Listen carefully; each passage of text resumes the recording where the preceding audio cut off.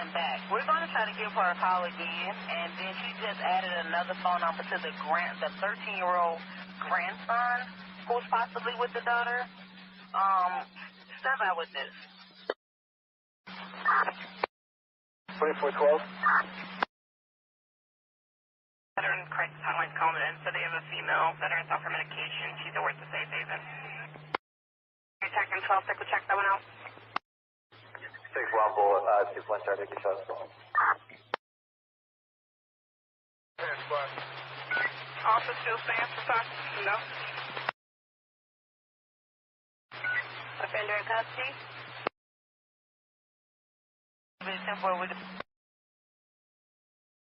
Thanks. Anyone else close by this result, let me know. First number. 10-4. Veteran crisis hotline calling in, so they have a female veteran off her medication. She's at work to Safe Haven. Detecting 12, take a check that one out. 6-1 bullet, 2-1 start, take your shots.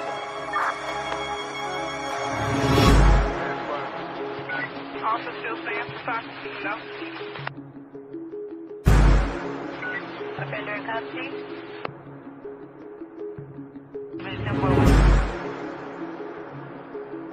Thanks. Anyone else close by this result, let me know. 10-5.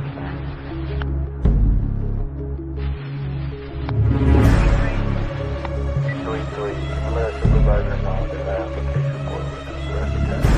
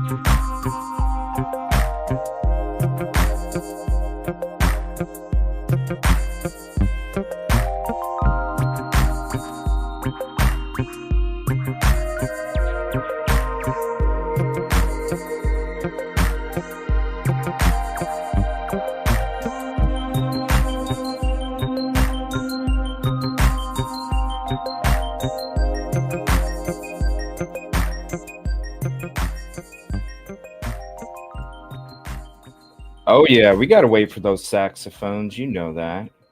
Thank you all for hopping in. Appreciate you very much. And I apologize if there's any technical issues with StreamYard. Just apologize in advance for you. We got a special guest and we got a lot to talk about tonight. Yeah, there was a new document this morning. We'll go through that. We'll go through that when Yoli hops up. But there's a bunch of stuff we're going to talk about. We're going to talk about the new doc. We're going to, discuss the court hearing a little bit, just a little segment of it. Just kind of how quick everything went down. It was kind of surprising. We'll discuss, see if Yoli watched that Crime Nation video from the watch party that we did. We're going to be talking about DoorDash liars and DoorDash drivers. We're going to be talking about MSM and YouTube goes wild over this DoorDash driver. And I'm going to be talking about how the DoorDash driver, there was no witness. She didn't see Kohberger. We're going to go into that tonight too. It's from the prosecution and the investigation's own words.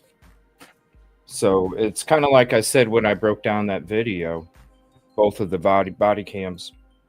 I was saying back then, when you're talking about her story,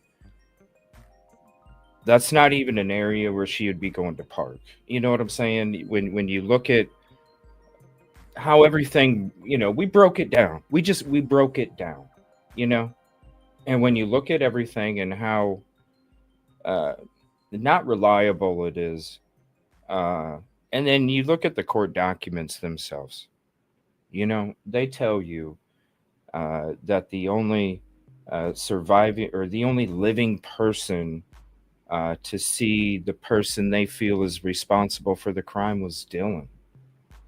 Okay, so exactly, Angel, because the DoorDash lady's living, right? It's like I was saying when I was breaking down the video. This is why I didn't understand how ex-law enforcement people on this platform were calling the lady credible, because she wasn't. You know what I'm saying? And when you look at the court documents, if she really was, because that Exhibit A from Brett Payne was written up at the end of December, okay? If she really did go to them and really did have a witness statement, they would have included her in those documents. You know what I'm saying? And when they say that DM is the only living person to see the person that is responsible for the crime, that doesn't say that DoorDash Molly is a witness, When you add street smarts to the body cam, and we broke it down already, when you add street smarts to it, which law enforcement should have, even ex-law enforcement on this platform, when you add street smarts to it, it doesn't wash.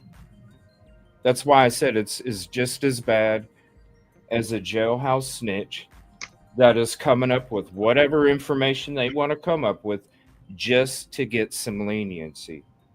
You saw her go through the list of ailments that she probably goes through with everybody else, and that wasn't working. Went through the list a few times. Let me add that I'm a witness so I can get that get out of jail free card, because Yoli, like, What is the best get out of jail free card? It's to be a star witness in a huge case, right? Right. And she, I mean, and she was, and here's the thing that I do want to say is she was messed up. I don't oh know. yeah, oh yeah, for Okay, sure. number one, if she was really under the influence, then she's probably has some kind of addiction problem, and we don't want to push her No, over the edge. she, I she's mean, not important. She really isn't. I don't. This. no, and you know what? If she has an addiction problem, it's a problem, and she might be saying things like you say, maybe to so that they could treat her as important because she is I mean, a witness. right. This is so that's the one thing I wanted to say. The other thing is if she's faking it or if she's acting like that, then she still has a problem. I mean, I don't know why Well, anybody would think no. When that. No. you add, I'm just being honest with you, because I was out in the streets from a young age, and I've seen a lot. I've been around a lot. I'm telling you right now. As soon as I saw her, I was like, because we got it sent to us right away, and I watched it, and I watched the whole thing, and I told the team, I said, this lady is cracked the f out. Oh, She's obviously, I'm just being real, Yoli. yeah. She went through her list a few times. It didn't work. She's obviously trying to get that jail out of free card. It just reminded me of a jailhouse snitch coming up with whatever they want to come up with to try and get some kind of leniency. And 5 years down the road, they find out that it was a complete lie and fabrication. And then they have to go through this whole let's just skip the BS. You know what I'm Right. saying?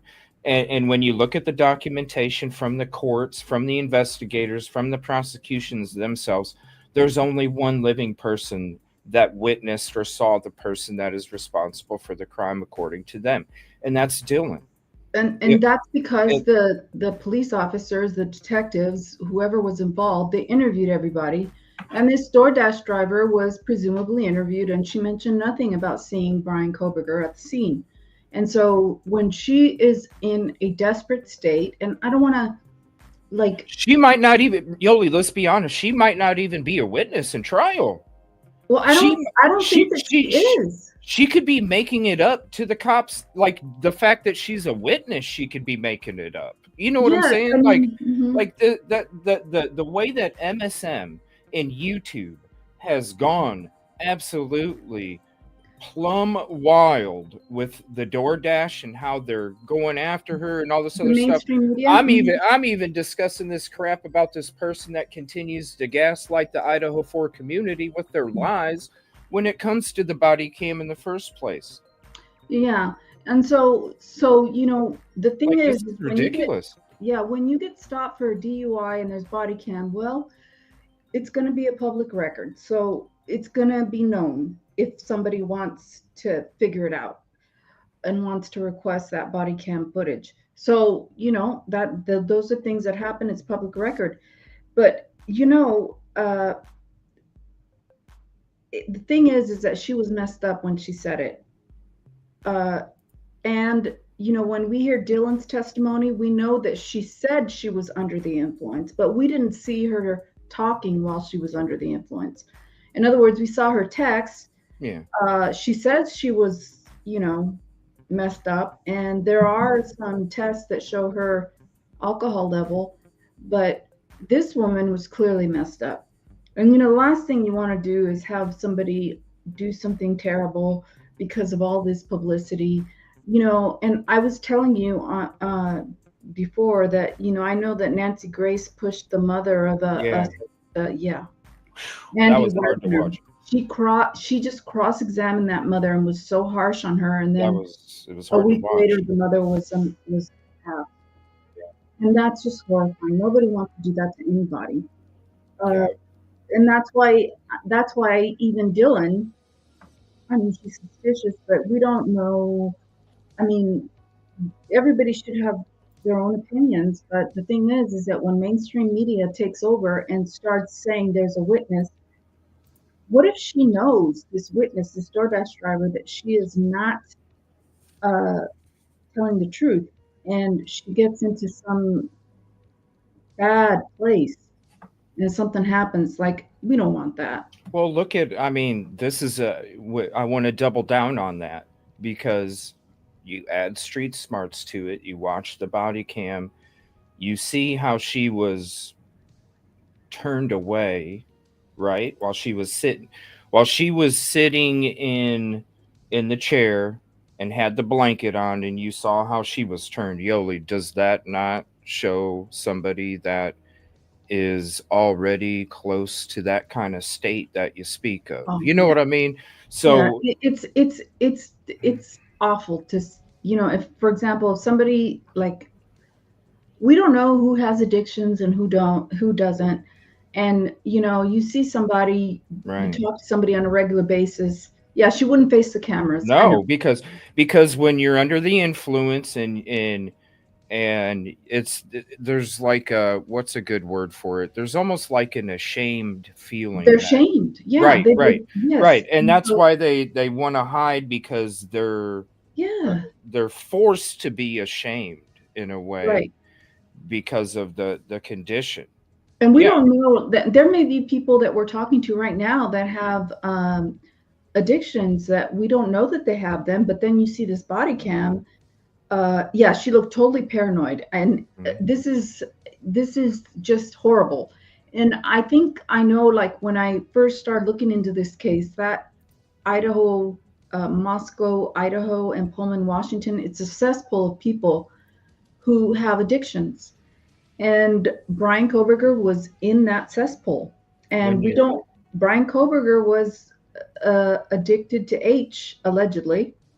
And, people do things that they wouldn't normally do when they're addicts. And we don't know their life struggles. We don't know how their coping mechanisms are. And we certainly don't, I mean, I certainly don't want to push somebody over the edge. And for mainstream media to just go on and on about this woman in her vulnerable YouTube, state. YouTube And too, YouTube, you know. exactly. I mean, it's one thing to have a show on it and talk about it, but because that's your gut reaction. But at the end of the day, if this woman is going to be a witness in the Idaho 4 case, in Brian Kohberger's case, she's gonna get cross-examined, and that's when the truth comes out. And it's very, very sad, because people who get cross-examined at trial, they're never the same, especially if they have something to hide, or they're doing something for their own purposes, for their own benefit, and they're harming other people because they want to protect themselves. Later it hits them, and you don't never know what could happen. But so this but just know that if you're going to drink and drive, and you're going to get busted, or you're going to have drugs, and drive and do whatever, it's public record. And I'm not even going to go into whether that stop on this DoorDash lady was even, whether they had probable cause or not, but that's a whole different story. Well, you don't see it, you don't see it in the body cam. You don't see what leads up. Normally in body cams, you'll see uh, before they pull the vehicle over. You know what I'm saying? Right. And That's the FOIA. That's what came to Officer Axon's YouTube channel. right. And so, allegedly the DoorDash was Well, this is what was orchestrated. weird though, Yoli. 9 months when that second DUI stop happened. When she asked him about the blood test from the one that happened 9 months ago, that shocked me because I was like, how do you not have DUI blood results back in 9 months? Like, Well, serious. there is a backlog in the lab. This was 2024, though. Right. This was not during Mhm. COVID. Priorities. Nine So, months. 9 months. yeah, it could Really? take autopsies in Orange County. If somebody died under suspicious circumstances, like at a hospital, and the coroner comes to see what happened, oh, that could take forever. What? Uh, So because, that's not suspicious, huh? Like, well, to me, it's like, n- how, not nowadays. wow. Nowadays, it's like everything is so backed up.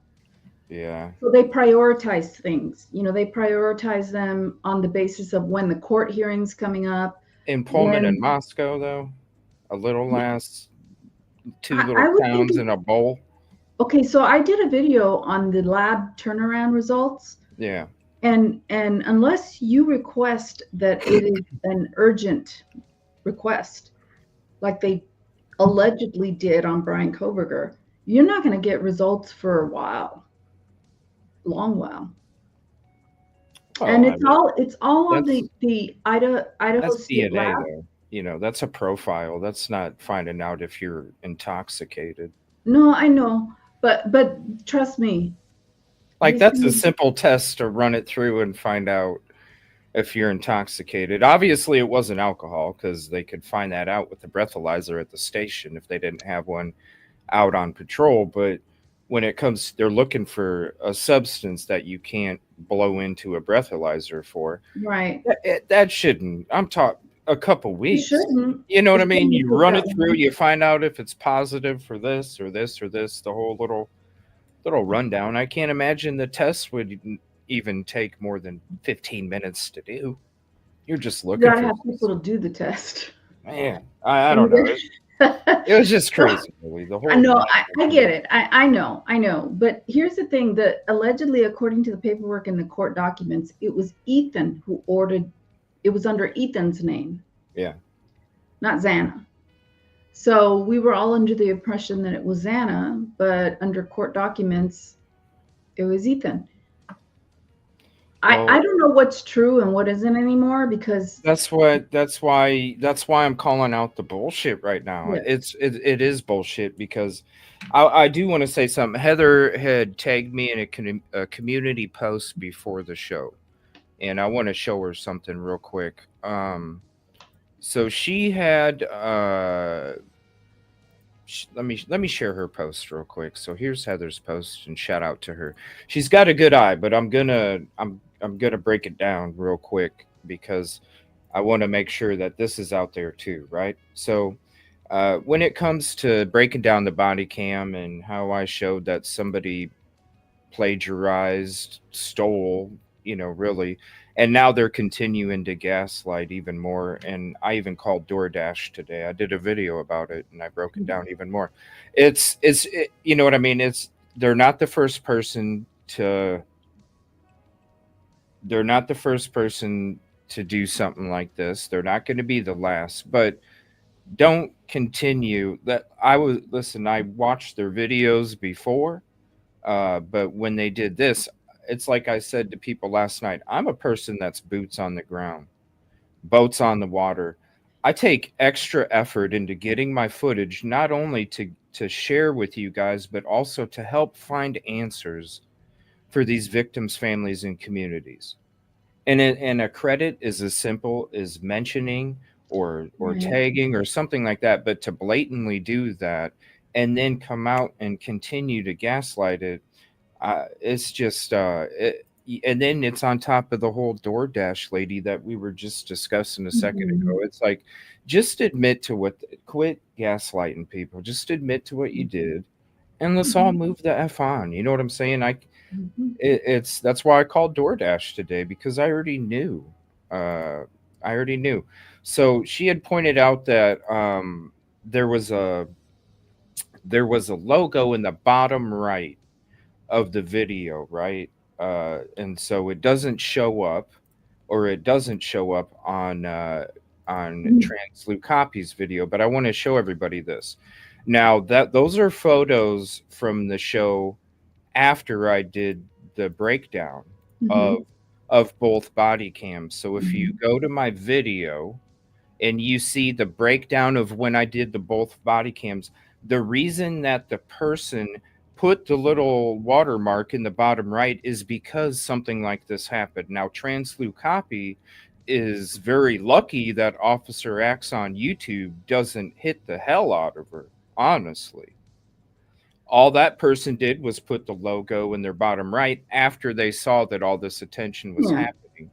And this is, so when we're watching, this is when I did the breakdown of both body cams. This was before, okay? This was actually this was the night from this night on is when everybody started using Officer Axon's YouTube because they realized that they were using unethical content prior to when they were talking about this DoorDash. That's why you don't see it here. You can go to my live from a couple nights ago when I broke down both. You'll see there's no watermark in that person's video. They obviously added it after. So I want to get ahead of that because the gaslighting is going to continue.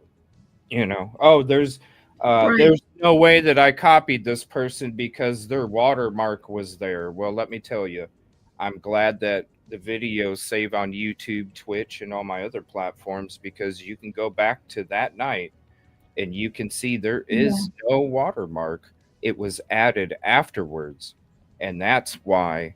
And shout out because now Officer Axon YouTube channel has, I think, 36,000 views, which they should because it's their hard work. It costs money, it takes time, and it takes effort to do a FOIA. Right. And for somebody to fast track and lie and stuff like that, and that's why I called DoorDash today and I did a video about it.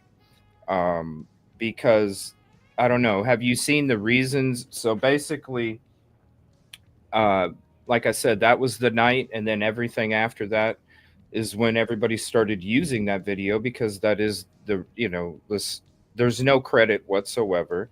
You can go through the description, you can listen to it. Even in the video today, there was no credit. It was just some body cam channel, and that's not fair. And so when it comes to all this stuff about what's true and what's not true, there's so much of that. Even the BK friend, Yoli, even the BK yes, I saw that. Yes. Because if you're a BK friend, why have we not seen a picture of you and him together? Yeah, I get it. I get it. Yeah, there's a lot of people that want attention, and I'm not saying anybody in particular, but yes, there are people who want attention, and they insert themselves into this case, and they know that Brian Kohberger is not going to speak. That's been established. He is not going to say a word. So whatever anybody says, he's smart. He's not going to say anything.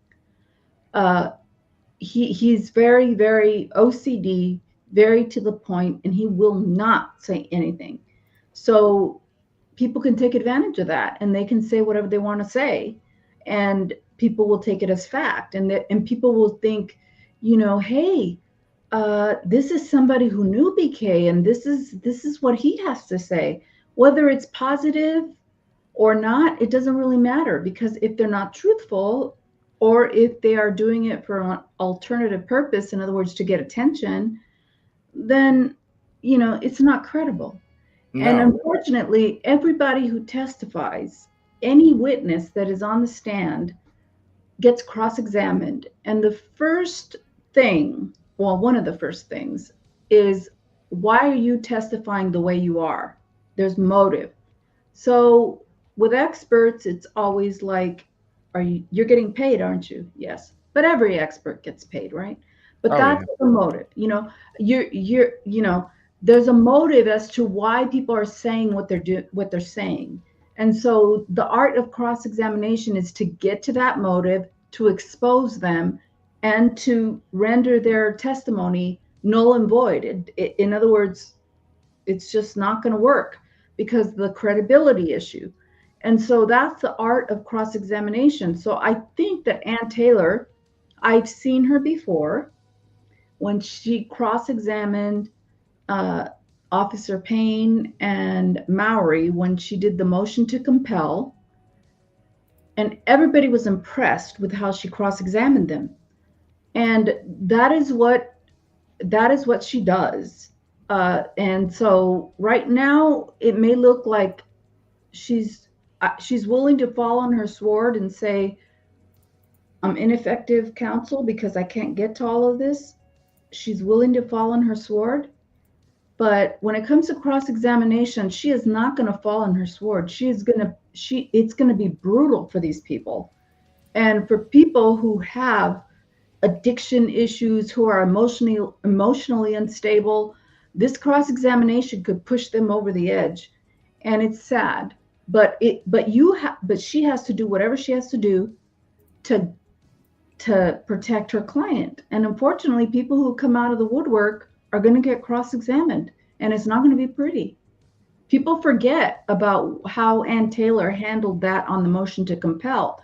Everybody was impressed. I mean, there are people who were BK haters that thought, wow, she was good. Yeah. But you don't get to see that unless you're in trial. Yeah. Well, and that's why I can't wait for trial, you know. Um this is another thing also I wanted to bring up, and I wanted to share a screenshot of that video to show everybody how there is no watermark at the bottom right No, of, you know, because when it comes to this too, Yoli, when somebody's impersonating him, because I want to be honest, that listen, the person already admitted on audio that they called in under false pretenses trying to gain information of somebody else, right? They already self-admitted it on their own video. And when it comes to impersonating somebody, just to try and get personal information out of a company, number one, it's not, you're not even when I first heard it, I was like, this is the biggest lie, because to even get access you have to have verification. And, you know what I'm saying? But think about this. What's worse is mainstream media going on about this witness, knowing what they see is an impaired woman. That's worse, because this YouTuber, maybe she doesn't have like the audience that mainstream media has, and while it may be she's DoorDash records them. Like, seriously, like, do you know how easy it would be to contact DoorDash customer support, play the recording, and show the footage evidence of this person admitting of what they're doing? And you don't think they can't go through all their records, look up and find out through keywords and find out the phone call? Because every phone call is recorded. And you don't, I mean, this is the thing. Like, I'm not talking about trial. I'm talking about this right here. Like, this is no joke. The lies to cover other lies, and the extent that this person is willing to go to now, where they're claiming that they impersonated somebody else on the telephone, to, when they were given the name, like this, that's a freaking crime, man. That ain't no joke. When you're doing that, that is no joke. It's about the information, it's about the information and what is put out there and what you're going to do to get that information. And that's the excuse. I mean, let's be honest. Well, no, it's not an excuse. It's what people will do to get the information, and it's unfortunate. But like Dateline, what they will do. Did you hear my call? Did you hear my call when I called DoorDash today? Oh wait, no, I didn't see that. Yeah, this is me calling DoorDash here. Hold on a second. Check this out. This is a video I put out earlier today. DoorDash. And see what DoorDash. Michigirl, wait. Michigirl says that YouTube is actually. Oh yeah. AI. Yeah, they're an AI channel. They're an AI channel. Yeah. Yeah, they're an AI channel. I mean, you should. But they've always had. This is what I'm saying. Before this happened, their videos would come across my feed. They would bring up interesting things. You know what I'm saying? I'm like, hey, you're thinking out of the box, right? But when this shit happened, and I'm like, dude, why is Officer Axon's YouTube not getting the love? When it comes to somebody that is boots on the ground, out there doing investigating, getting footage for you guys, trying to bring you there as close as possible, also sharing it to try and help people. Maybe you might see something that I don't see, and we can figure out answers together for these victims, families, communities.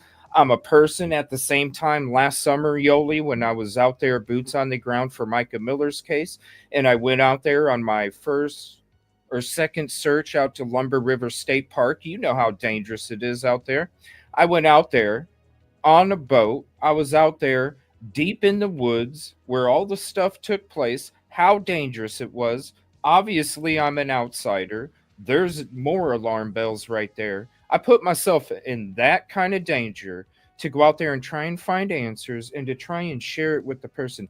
And last summer, somebody actually took my footage, created a paid show. Here, if you got to pay me this amount to come watch me do a search at Lumber River State Park, used my footage and then talked over my footage to make people think that it was them searching with my footage. This is the stuff. So when this stuff happens and I see this stuff and I'm like, listen, this ain't cool.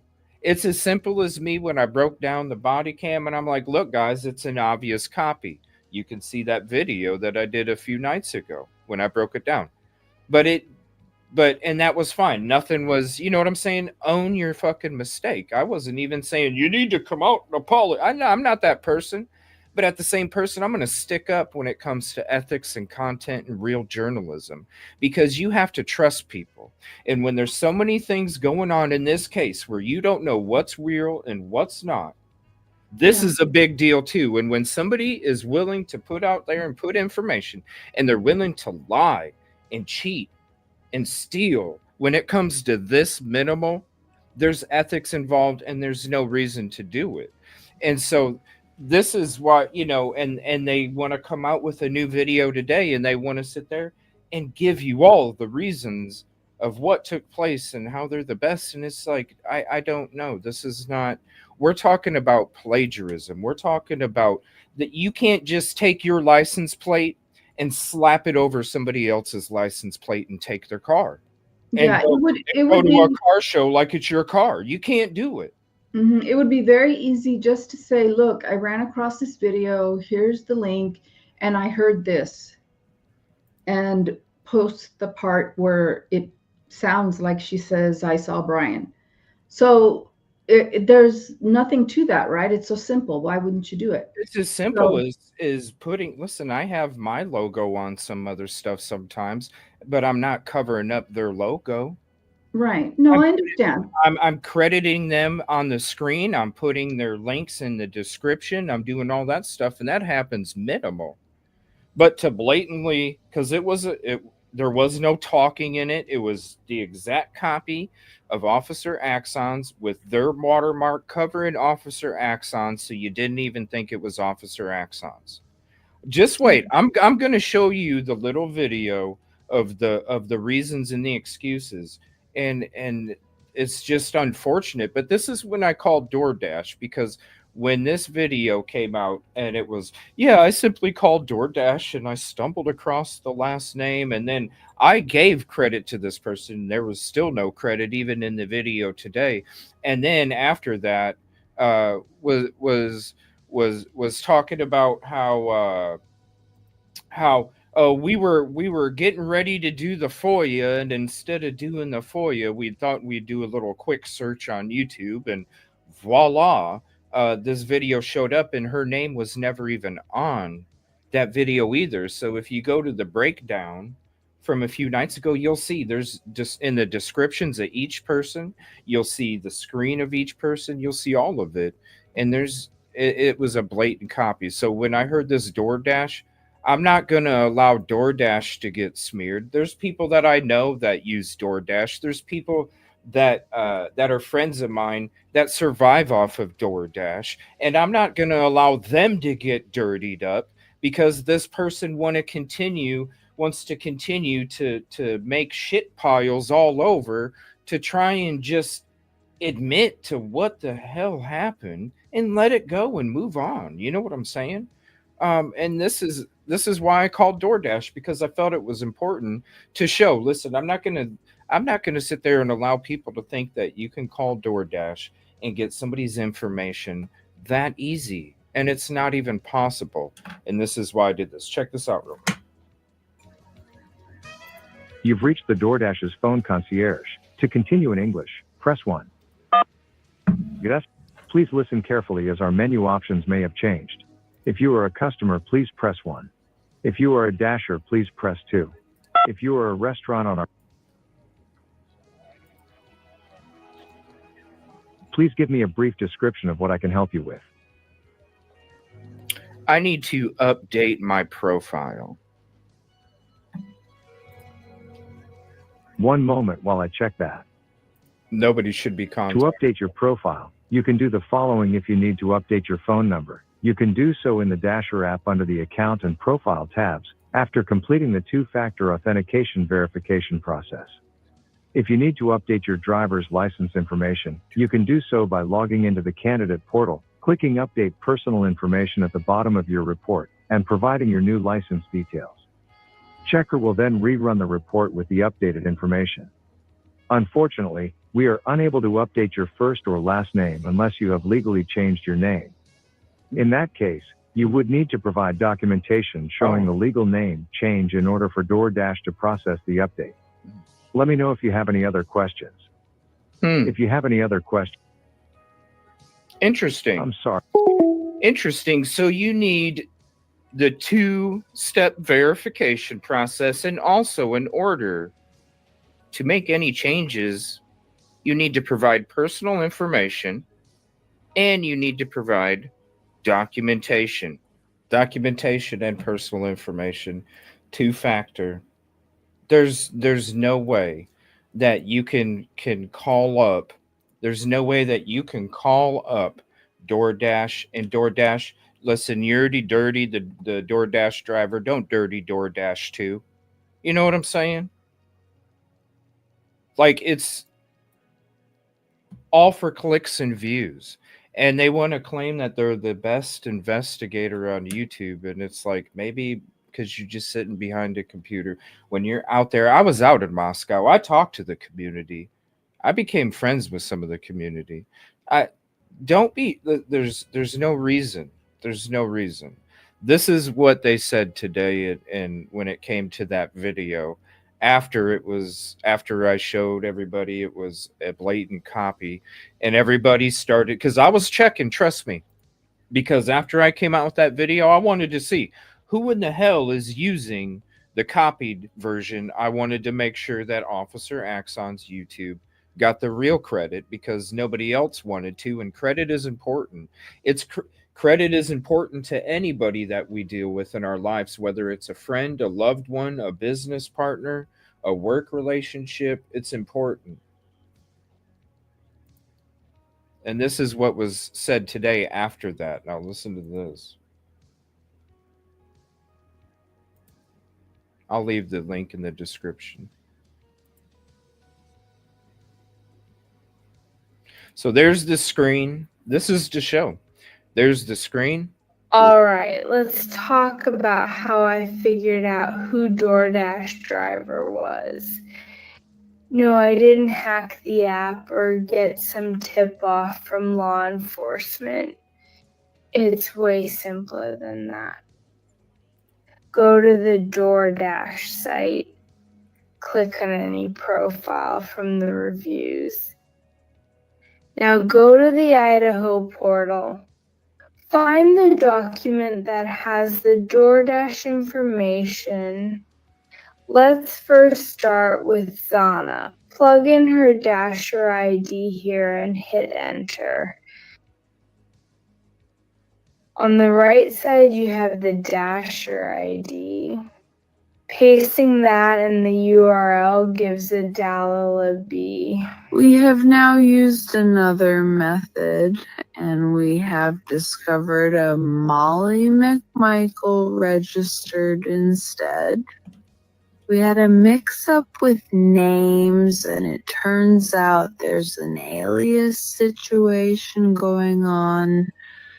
Apparently the same ID is using two different names. Molly McMichael for dashing, and actually Adela LeBarrett for receiving. I decided to put DoorDash to the test. So I hopped on their chat support and told them I wanted to change my name. I kept dropping hints about Dalai Labi, like I was trying to be subtle. the rep was totally professional at first, but guess what? They slipped up. They asked me, which name do you want to change? The Dalila one or See, the DoorDash, what name do you want to change? You know what I'm saying? You hear that from the get go. No, it's 0.5 with a little bit of altered visual to it. Obviously, it's not full screen. We got my stuff over it. It's for fair use. So you hear the excuses. I'm not going to stop it at all because, it's the whole thing. You can see it for yourself. I basically just, I'm showing you the zoom back screen there. But that was, I called up. This is how it happened, you guys. It's this simple. I called up. I pretended to be somebody. They asked me what last name, and that's how I found out the last name. This is how to sit there and she's even attacking truth and transparency over this.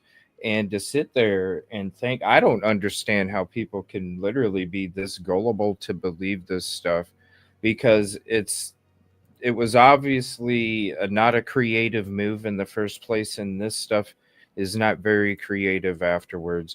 And it's not the first person, but you can't muddy up DoorDash lady because the more attention when it comes to your quote best sleuthing, the more that it's not fair for that lady. She's not even that important when it comes to this trial, her witness statement, because it's not even the investigators already don't even think it's real because they didn't include her. You know what I'm saying? She might be on trial. She might be up there testifying about stuff. But if it was that important, then they would have put it in their documents already, and they didn't. And that's the thing. Now check out this. There's more lying here. Or the Molly name. Boom. I told them, hey, I'm Molly and I need to change my surname for taxes. They're like, yo, sure, what's your current surname? And I'm all, well, funny story, I gave a fake name starting with M, and now I can't remember what I put. They're totally confused, right? So they escalate me to second tier support. I'm thinking, no way this will work. But then, boom, the agent goes, is the surname you put McMichael?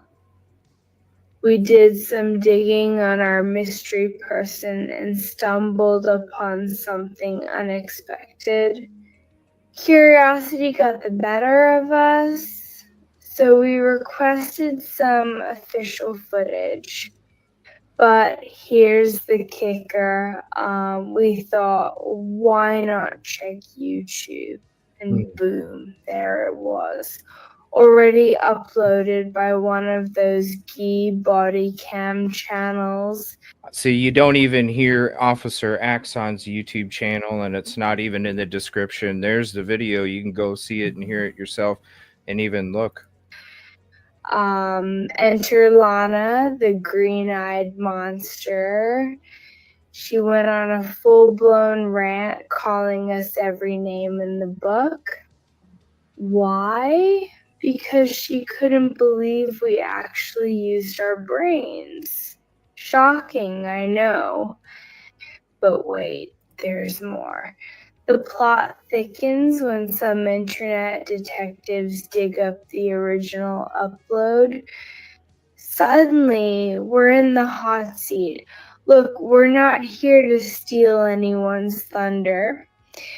Credit where credit's due. That other channel doesn't even know who Brian Kohberger is. They simply shame people being arrested for DUIs. Let's talk about the real issue here. We are the best Idaho force sleuthing channel on here. Okay.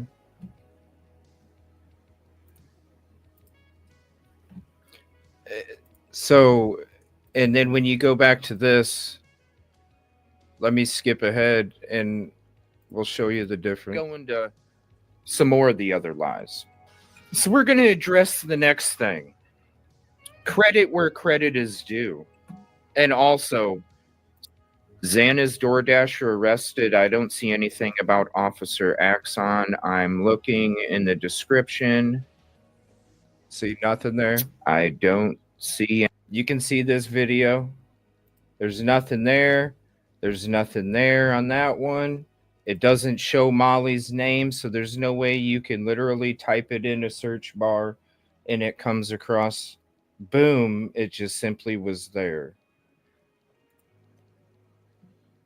So hopefully they just leave it alone. Leave it alone. You messed up. Don't be stealing other people's shit. The guy didn't strike you. You know what I'm saying? Because Officer Axon's YouTube, he didn't do it. You know, he's being cool about it. All he did was add his little watermark on the bottom right now. He's being cool about it. You know, there's no reason.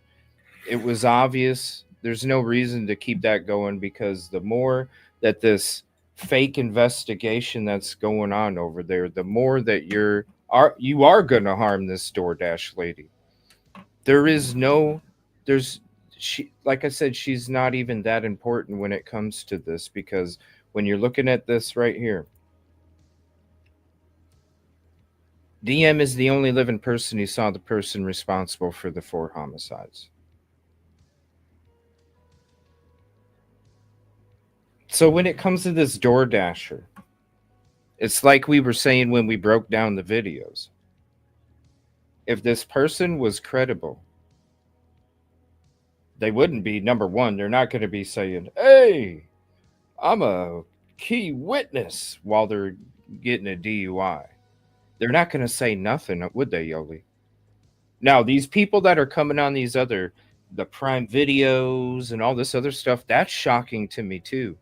I don't understand that, Yoli. When it comes to when you're talking about Hunter, like the dude that found the victims, the dude that grabbed the knife when he went up to the kitchen and told the other, no, get out of here. That guy, he saw everything. And the fact that he was on this Prime Video documentary that's coming out, like, that's wild to me. Well, it is wild, but, and you know, I would assume, and this is what I'm going to assume for now, that he's going to say everything that was released by the court, because the court had released the 911 call. And so I think he's probably going to state what is in the court record. Because if he goes beyond that, I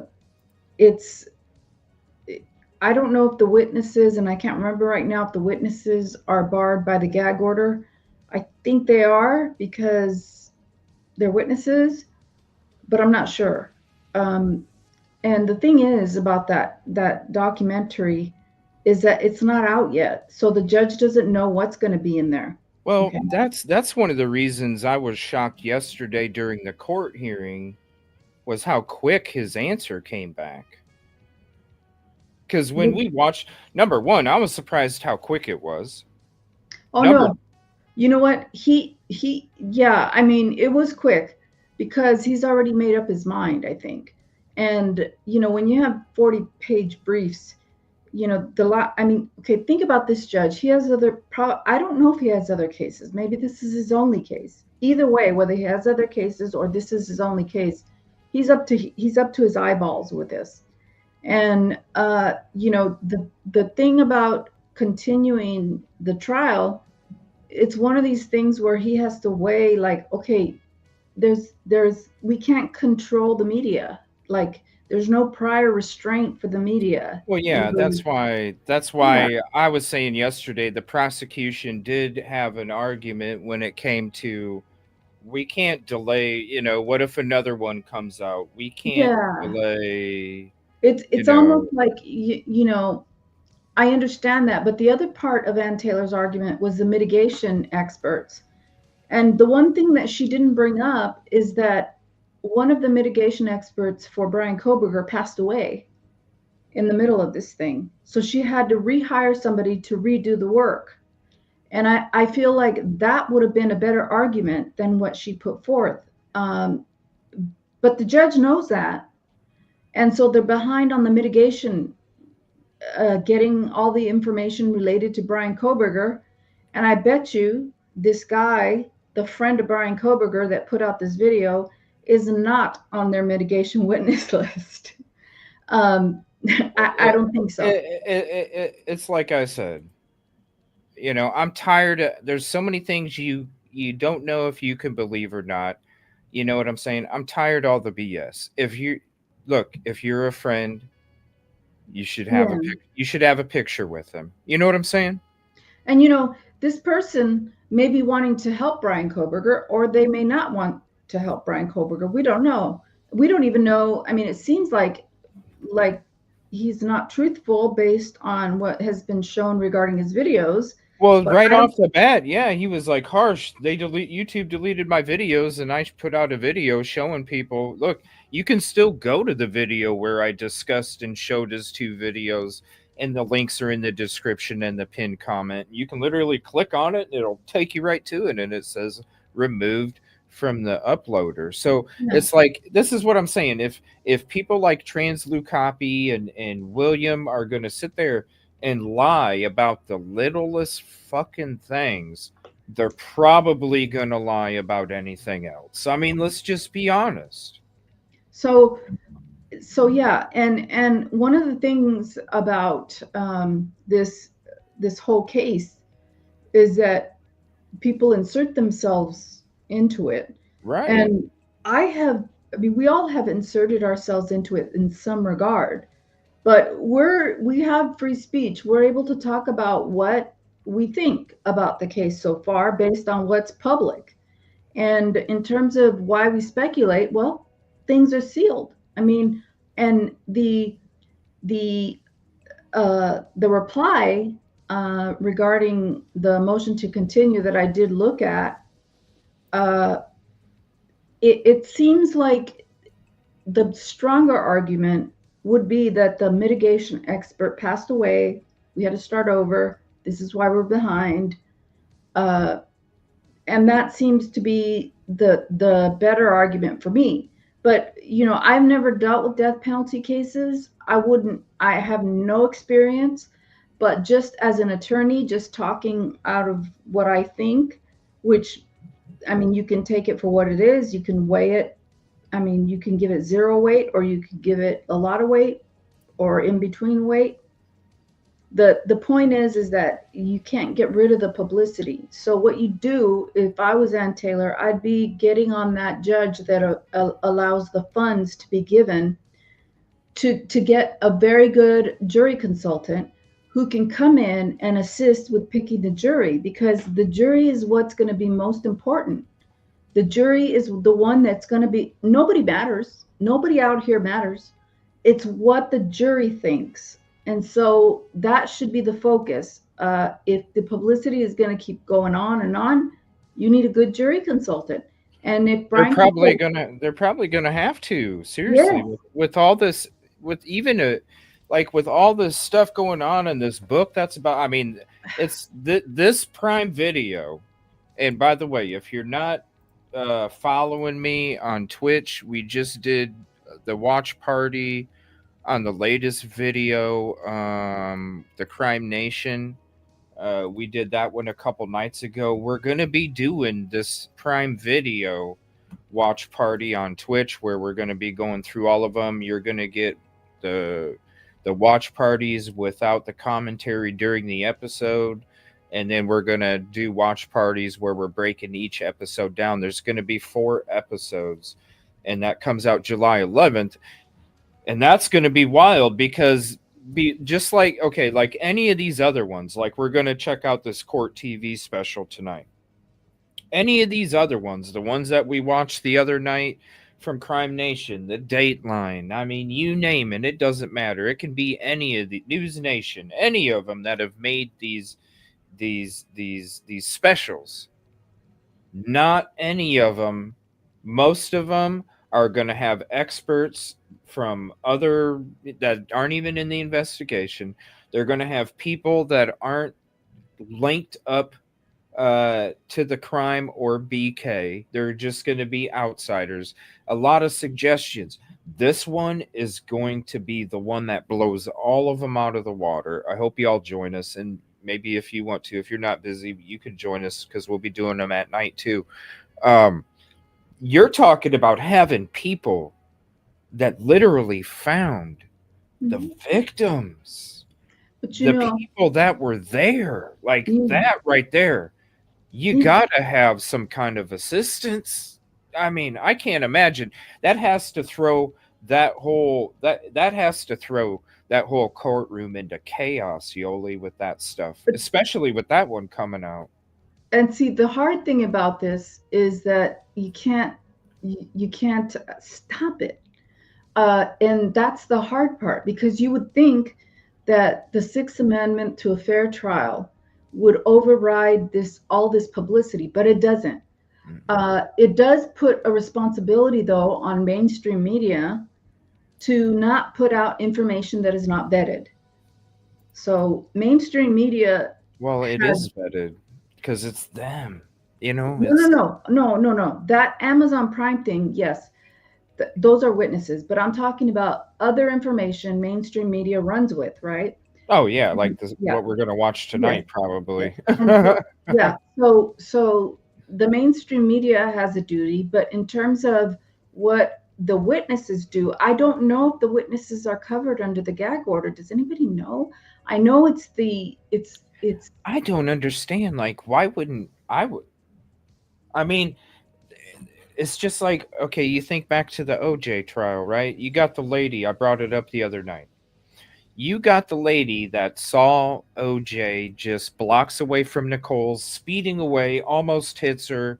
She even calls 911 and calls it in right then and calls in the plate number even of OJ Simpson's Bronco. Dead to rights. And she's not even allowed to testify because she showed up on Inside Edition and got paid. You can't tell me that these people didn't get paid because these people are the only people that are close to the investigation or the friends, and we haven't heard them talk this whole time, Yoli.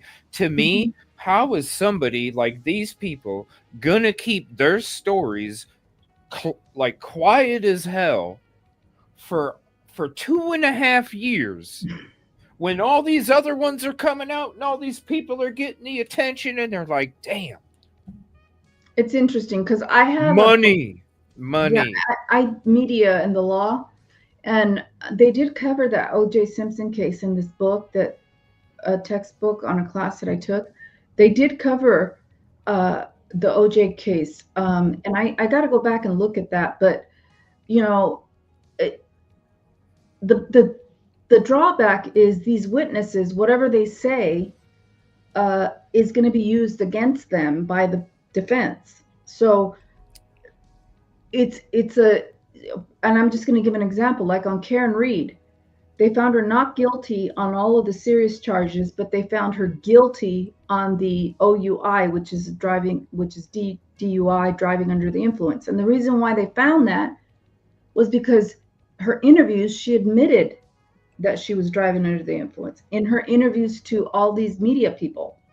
So when the jury came back and asked, are those videos of Karen Reed with the media evidence? And that was a good question, because we tell people the only time you listen to evidence is what comes from the witness stand. And, that's the only thing. But in this case, the prosecutor intermingled videos of Karen Reed talking to the media, and then he would put a witness on. So it was a little bit confusing. So that's why the jury asked. So the only reason why they convicted her of the OUI or DWI, driving under the influence, was because she admitted it. And the jury wanted clarification. They asked, it is evidence. Okay, she admitted it. What do you do? So that's what I'm saying. These witnesses that are going to go on this show, they need to be careful, because cross-examination is not a pretty sight. And Well, you and see, it, but because you got to get to the truth, Yoli. And if yeah, something's not, it's not a if pretty sight. if something's not credible, it's not credible, and it Look, should be shown. You know what I'm and saying? yes, and the thing is that some people could come across so nice and so sweet, but when you have to cross-examine him based on something that is not true, or based on something that they said that was not true, or based on something that you could tell that they're making it up, or they're just following a narrative, it's going to come out.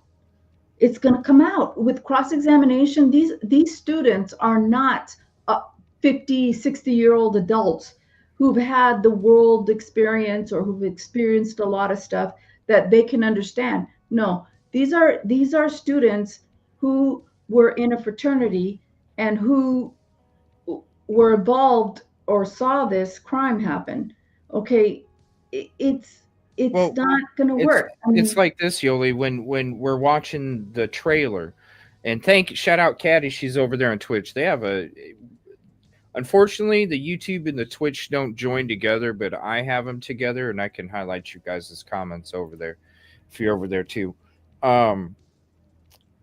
When it comes to that trailer, that's one of the things I want to bring up, because okay, we just like the vape shop guy, we heard all of these stories about how the students were stalked and how they knew to be in a group, and they, the vape guy, they kept telling me all the time, and this was this narrative that they all knew, they hung together and they knew this. But it was crazy because one of the friends, close friends, was on that trailer and says, and we were being stalked the whole time, and I didn't even know it.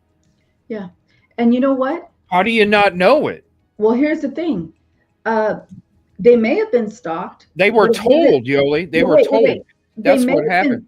Here's the thing. They may have been stalked, but it wasn't by BK, by Brian Kohberger. No. I'm not saying they weren't stalked either. Yeah. I'm not saying they weren't. But what I'm saying is, it's going to go against them, because you have somebody saying, we were stalked and we didn't even know it. And then you have Anteo getting up there and saying, how did you know you were stalked? Because police told him. Did you know you were stalked 23 times? And, And did you know that you were being stalked by Brian Kohberger? Right.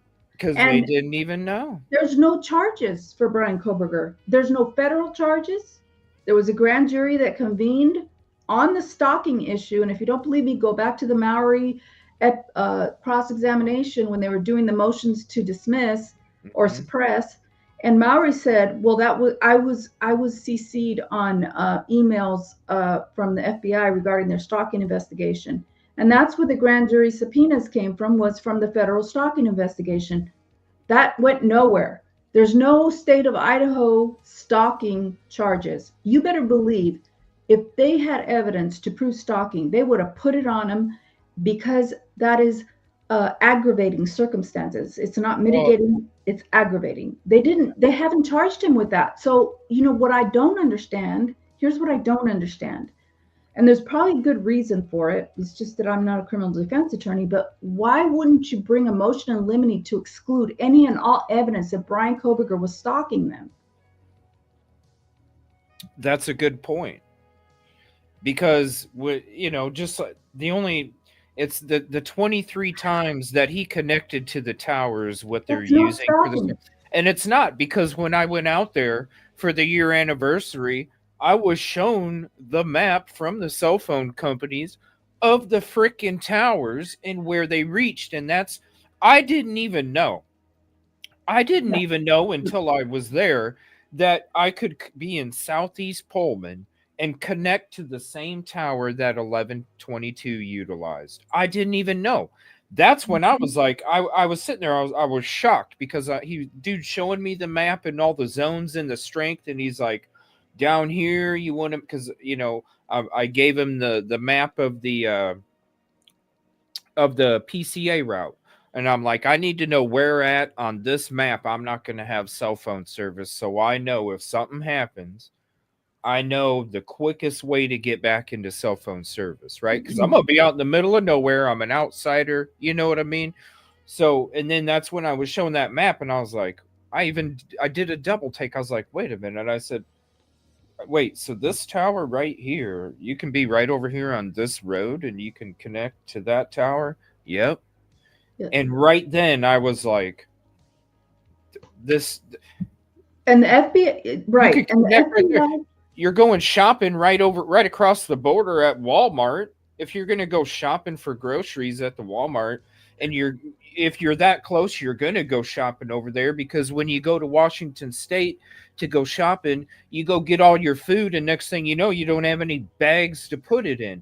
At least if you drive to Idaho and you go to Moscow, then you actually have bags to have your groceries in. That I made that mistake too. The first 2 nights I was there, I had to carry my groceries in like a kangaroo into the hotel because I didn't have any damn bags. And I'm like, I keep forgetting they don't have bags.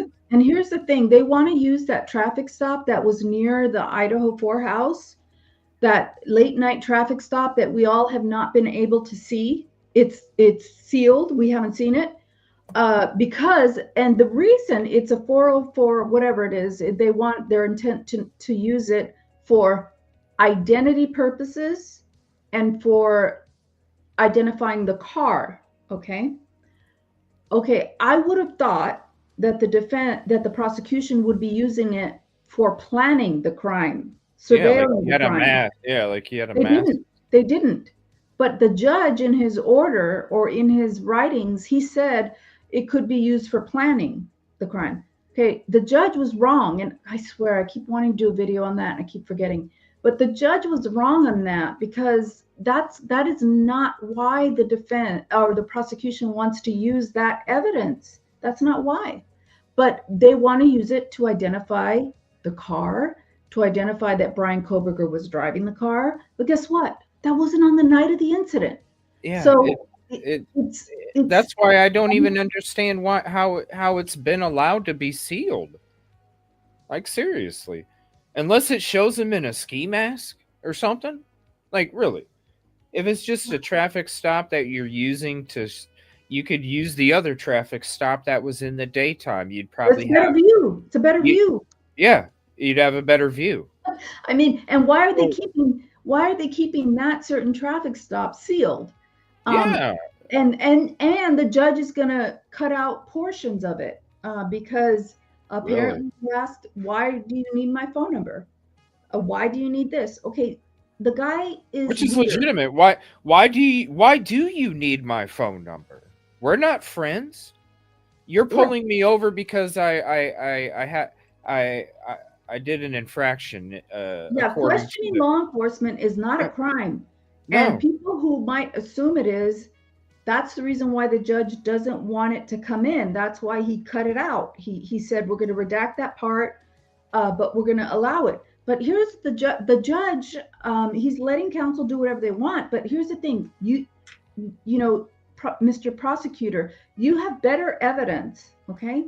That's one of the things. You have better evidence in daylight where Mr. Kohberger is on video and his car is on video. Why would you use an evening one that is sealed? The reason for the sealing, I don't know why. It's a traffic stop. If this lady who was so messed up, the DoorDash driver, if they can get her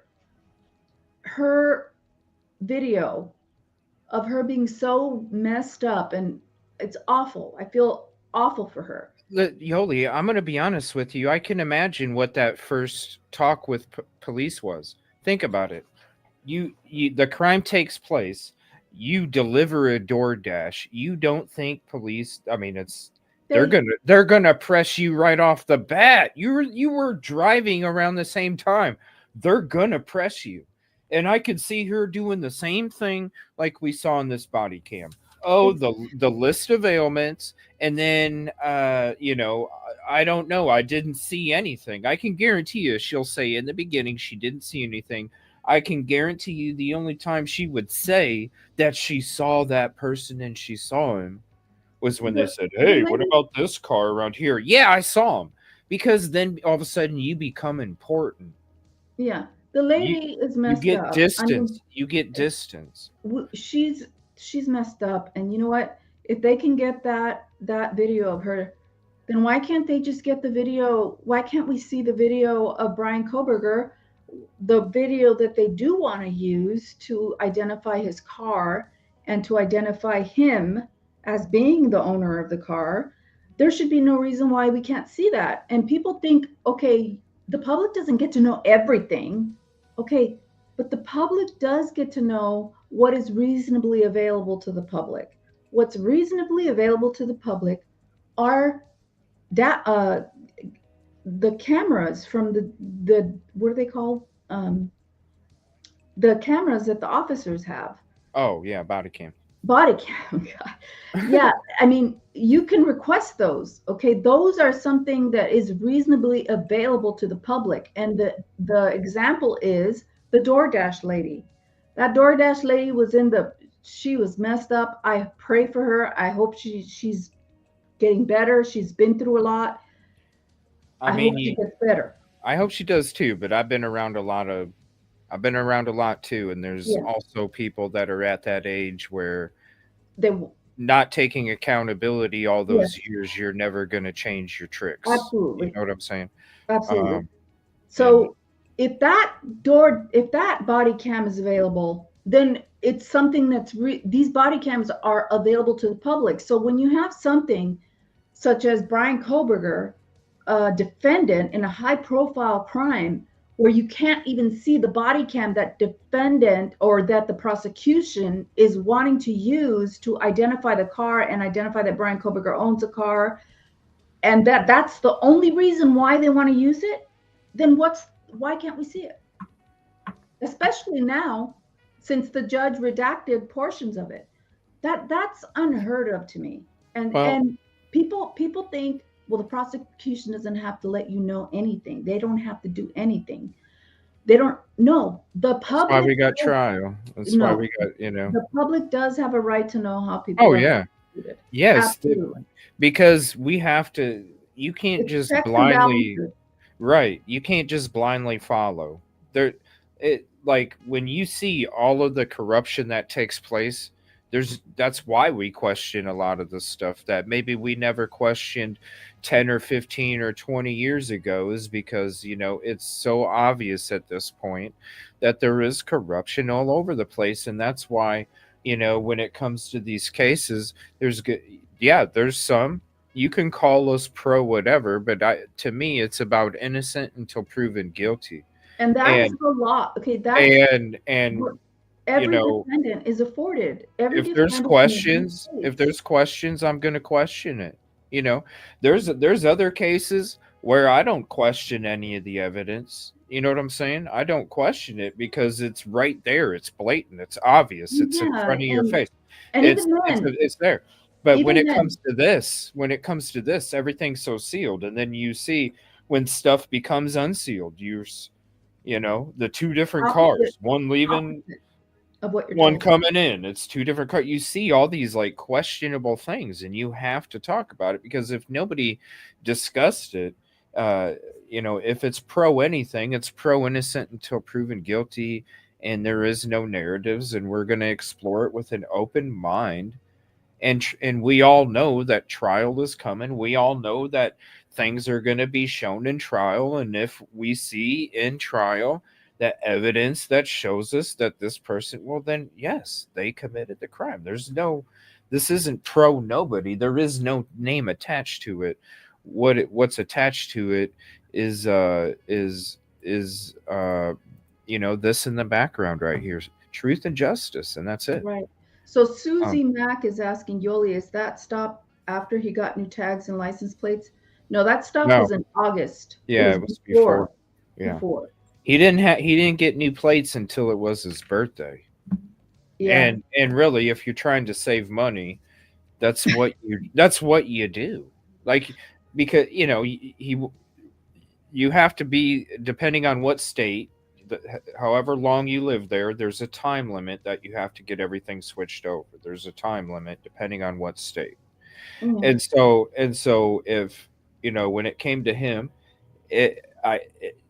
to tags are expensive to, especially if you're in college, money's tight, Right. you don't have a lot of money.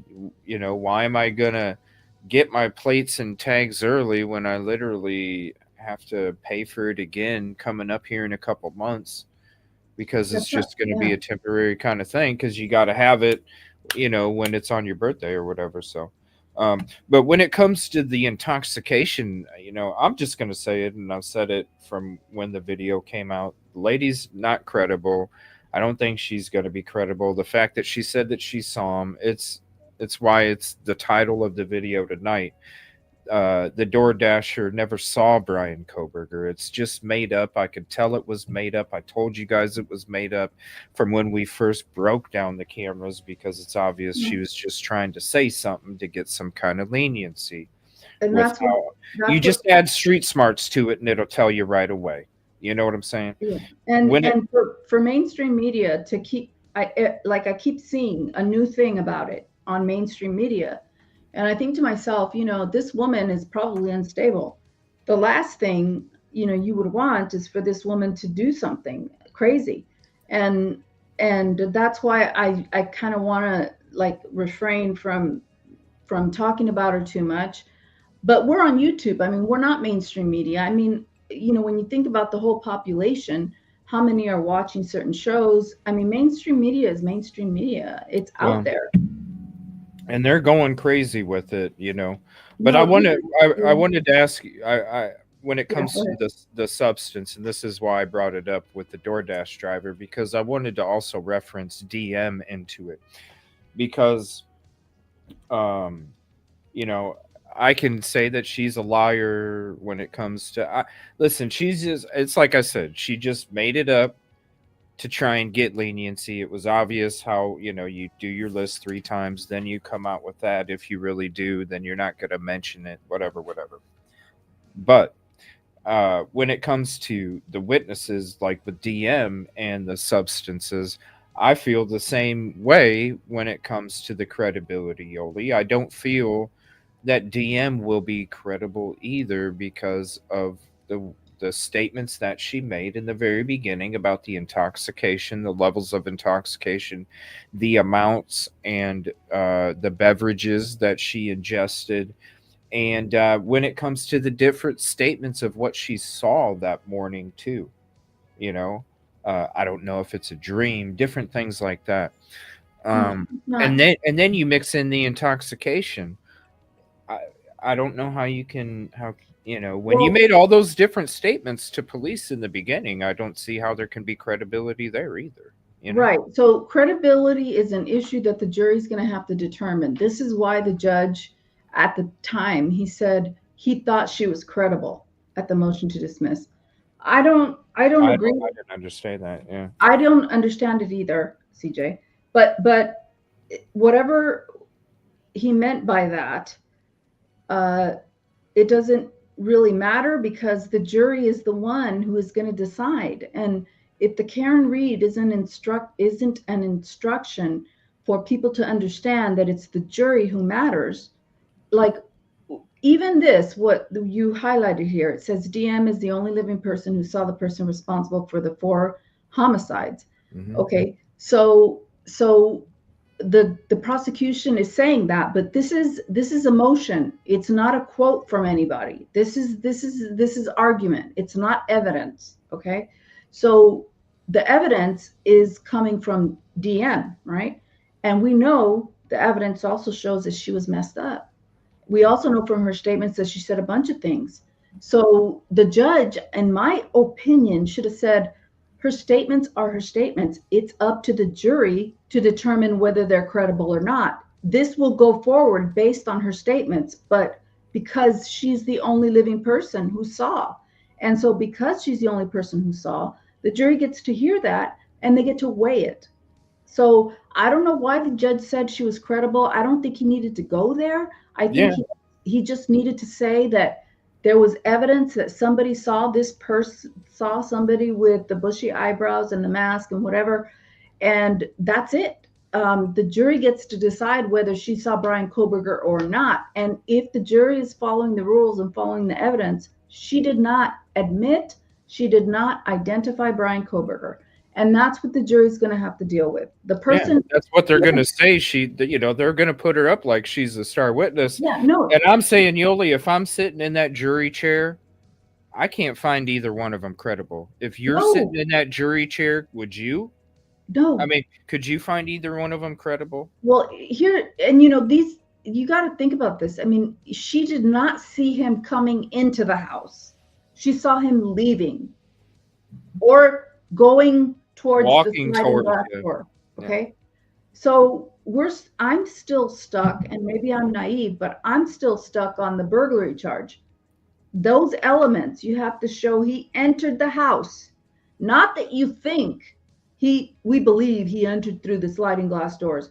No, there has to be some evidence that he entered through the sliding glass doors.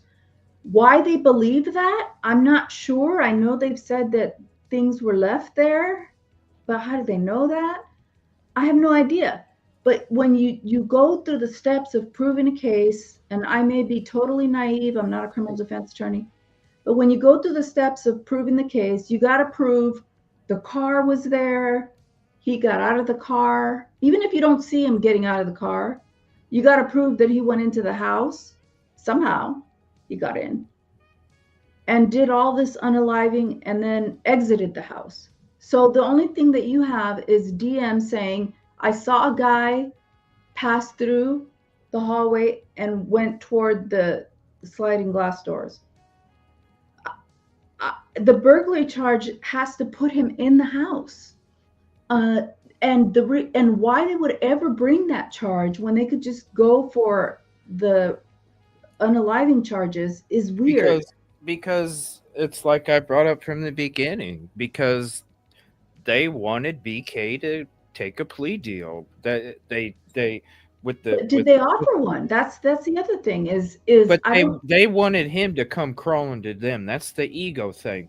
What they do up there is they slap these people with all of these huge charges. Like you look up their court cases up there. They throw huge charges at all these people, so then they come crawling to them. And that's what the public defenders up there are doing. They're meeting with the people at Denny's the day before the court hearing, and then, hey, I really think you should take this plea deal, man. I didn't do it, but they said that they got the evidence, but I didn't do. I think you should. And I that's what they expected. I really do. I really think that they added that stuff because they wanted to throw on as much as they possibly could, expecting him to come crawling to them with his public defender about a plea deal. And they were wrong. He called their bluff. Yeah. And thank God for Ann Taylor, because without her going the extra million miles to fight for him, because really, I've never seen, like, that's the public defender of the century, in my opinion. I've never seen a public defender go that all out from the moment from the moment he was arrested until. And although I don't like to hear her saying, I haven't reviewed the discovery, I haven't done this, I haven't done that, she's falling on her sword so that Brian Kohberger can have an ineffective counsel defense if it goes up on appeal, like that she's doing what she has to do. But here's the thing, that whole dollhouse that they want to do after they tore down that house because it was more important for the community to heal. We don't want the reminder. People aren't going to want to enroll. Well, guess what? They want to bring this little dollhouse, and what's the purpose? To show where people were? That's the purpose. They want to say, just generally, we just want the witnesses to point to where they were. Okay, well, why don't you point to where Brian Kohberger entered the house? And they're going to say, oh, well, we believe, he entered through the sliding glass doors. Based on what? Based on what?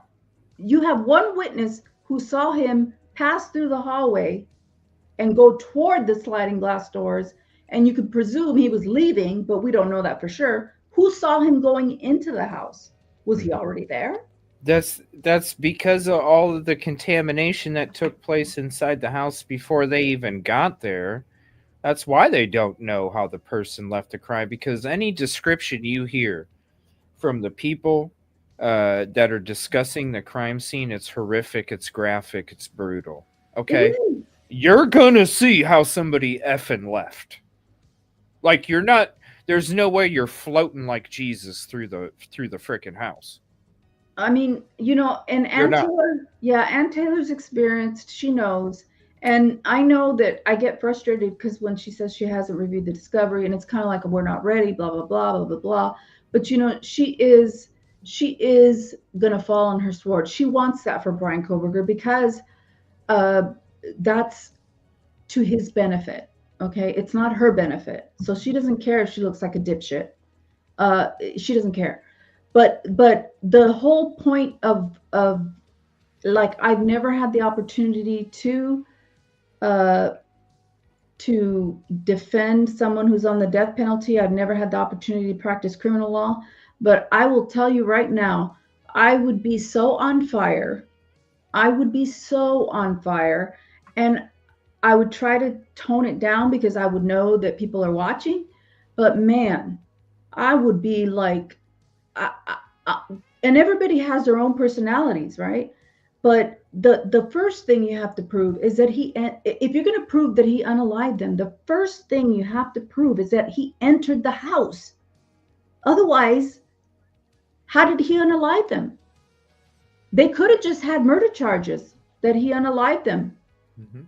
We don't know where. I mean, it could have been in the house. He could have staged the thing. I mean, we don't know. He could have had help, whatever. But you got to prove he went in there. So who's going to be the witnesses? Who's going to provide the forensic evidence that he went in there, especially when they have video of people looking at the sliding glass doors? But if they had that, they would have been able to say that from the beginning in the first press conference. Did they say that?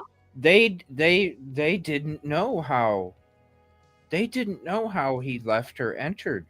So if they had that forensic evidence, they would have mentioned that in any of it. They would have mentioned it in Brett Payne's Exhibit A. You know what I'm saying? He entered through this door. He left I forget. Yeah, I forget. What Brett Payne said about that. But you know, you have to have something that showed, and especially when, okay, remember the videos that you put out on O.J. Simpson where they're taking out his shoes on a manila folder? Like, okay, so those things and the dirty DNA glove, those things, Fruit especially from the poisonous tree is what it is. When the investigators were up on top and they were looking at the sliding glass door on top, they were actually looking at it. And if you look at those videos, you see that it looks, I don't know, it looks like maybe it's unstable. Yeah. And so they're looking at all this. And then you have people trying to recreate the crime, and you have people going into the window. There's a guy that is going into the window. Okay. So you put all that and you say, did he enter through here? Then why were you doing that? Why were you trying to get in the window? Because you don't know where he entered. Yeah, they don't. And so they can't have that, because I really feel if they did have that forensic evidence, it would have been included in Brett Payne's Exhibit A, PCA, or the quote living document that everybody got to use and share.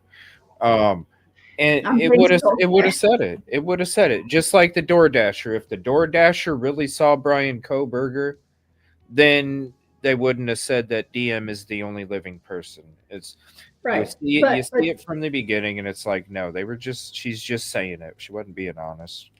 Well, sneaky people will put that in the pleadings, knowing that it's not evidence, because what an attorney says is not evidence, and this is something written by an attorney.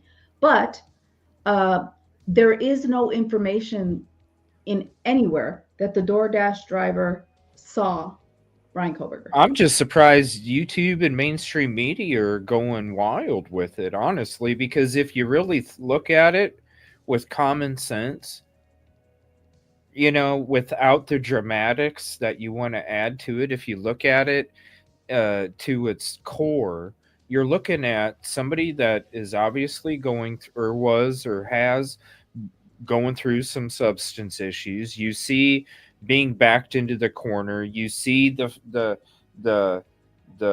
isolation that they're trying to create even in that small space, and you see the wiggle room of trying to squeeze out of something. And so, and then when you look at this too, when you put it all together, it's just like, I'm wondering, I haven't even watched this court TV special that they had tonight that we're going to check out. I haven't even watched it. It makes me wonder. I mean, I had a bunch of DoorDash driver videos from all the mainstream media that we were going to play, but we might get to those later. But it's just like, the people, the MSM and YouTube are just going wild with it. And it's like, if you really just look at it with common sense, man, it's not credible. It's obviously a lie. And this person is just doing or saying this because they're in a compromised situation. And I will go further to say that mainstream media is exploiting this video when this woman may be totally unstable. Huge. And she might see mainstream media talking about her, and I get it. People are responsible for their own or actions. A lot of people or a lot of people lose. but that's the thing. And the other thing is, Yvonne is saying in Idaho, burglary is defined by the illegal entry into the building with the intent to commit a theft or any felony, including murder. And this intent must exist at the time of entry. So the problem they're going to have is they don't have BK having the unaliving weapon, unaliving kit. They don't have him at the time that he entered. They can't even show that he entered. Now, the method and manner of how he entered is something that doesn't really have to be proven, but the point of entry, I think, has to be proven. Oh, yeah, for sure. So for sure. He could have gone into the, like they say he went through the sliding glass door in the back. Okay, so maybe he broke in. That's the method and manner that he got in. So that doesn't necessarily have to be totally proved, but the point of entry, when did he enter that house? And how do they know it was him? I mean, there's just a missing gap that I can't even understand. And maybe it's because I'm not a criminal defense attorney. Maybe a criminal defense attorney will tell me you're wrong because this and this, and I'm totally fine with that. But if I were talking to the jury, I would say, that the prosecution can't even prove that Brian Kohberger entered that house. Yeah, and they obviously, they don't even know how he left, Yeah, so, and that whole know. doghouse, point to where he entered. Tell me the point of entry. And is that a fact? And how do you know that? I mean, that whole dollhouse, I'm getting... Yeah, that's I feel bad for the jury when it comes to that dollhouse, because, like, you had all those people go in and do their little scans. We saw them. We talked about them this whole time. And that's what they're coming away with, is this little house model. I was thinking they'd at least give the jury VR goggle headsets and let them be able to walk through the damn house with VR goggles. That's what I was thinking. And when I heard about that, I was like, man, that's crazy. Aaliyah, yes, when he was discussing it last night, this is why I'll share the link for that, and thank you for bringing it up. This is why also the DoorDasher story doesn't wash either. And if you really think about it, is because when he was discussing this last night, he brought up, let me scoot ahead so it shows the house in the background. All right, so there's that one. There's that photo right there. So he brought up a great point. The DoorDashers, see, you got that side road right there. Supposedly Kohberger was parked up over there on the side. Now, you guys have seen from all my footage, you guys saw what the back looked like. You guys saw all the areas around there. And so when you're talking about a DoorDasher, okay, and you're seeing this photo right here, a DoorDasher, especially when it comes to completion, okay, that's where they benefit. The quicker they can drop it off, the better their record is, the better offers that they get in return. And so a door dasher is not going to drive up the side of the house, park on the side, and either walk down the hill and walk to the front of the house and up and around. They're not going to park on the side and come down through the corner and then walk up through that long ass parking lot, because the door dasher is going to pull into the driveway, and they could literally park to the right after that big rock and not block anybody's access in or out, and they barely have to walk up. I really feel like when she went there, she probably parked where that cop car was sitting off to the right. That's where she parked, and she walked right up to the side. Now, do I doubt her story that she saw Xana open up the window curtain and look out? No, I don't. Because if they're expecting food, they would have seen her on the app, the GPS thing on the app. They would have seen her. They would have known that she was pulling up. Of course, Xana would probably open up her window to see if it was her and probably motion for her to come around to the sliding glass door up to the side.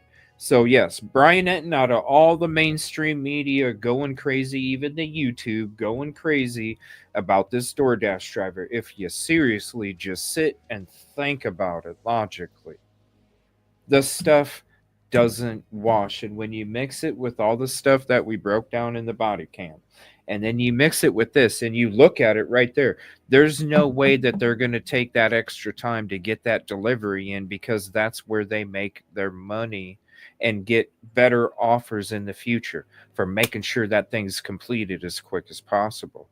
So they're not going to walk that extra.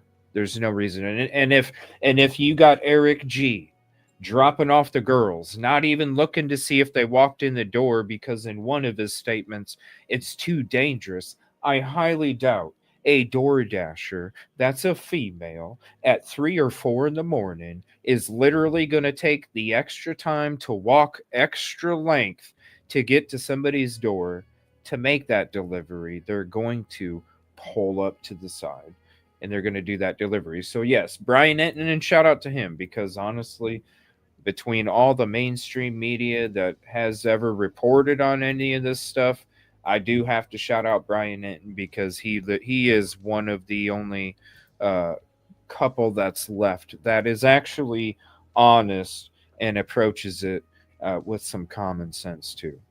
But when it comes to, all this other one, I don't know. We're gonna watch this this court TV special that they had tonight, and I'm sure they put a video out just shortly before the court TV special that was highlighting the DoorDash driver as well. So I don't know.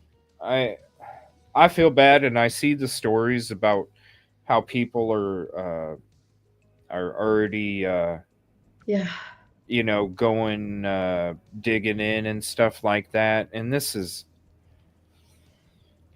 just because somebody wanted some clicks and views, It's sad, but people need to really think about that when they get arrested for driving under the influence, that it's public. But Brian Kohberger's stop, which wasn't driving under the influence, which was at night, is sealed for some reason.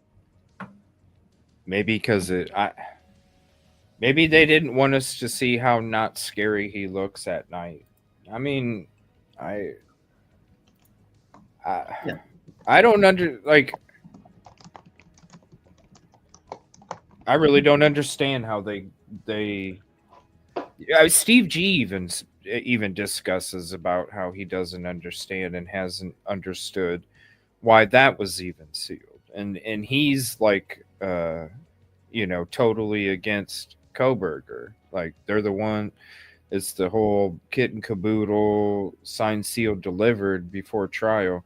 And he's even the one that's saying that he doesn't understand why that stuff was even sealed, even the 911 call and stuff. And so this is another thing too. Judge John Judge gave him that deadline back in December of 2023. How are they still in 2025 handing over shit? Oh, you're on mute. The stuff that they're handing over, they're saying that it's based on discovery that they just got from the defense.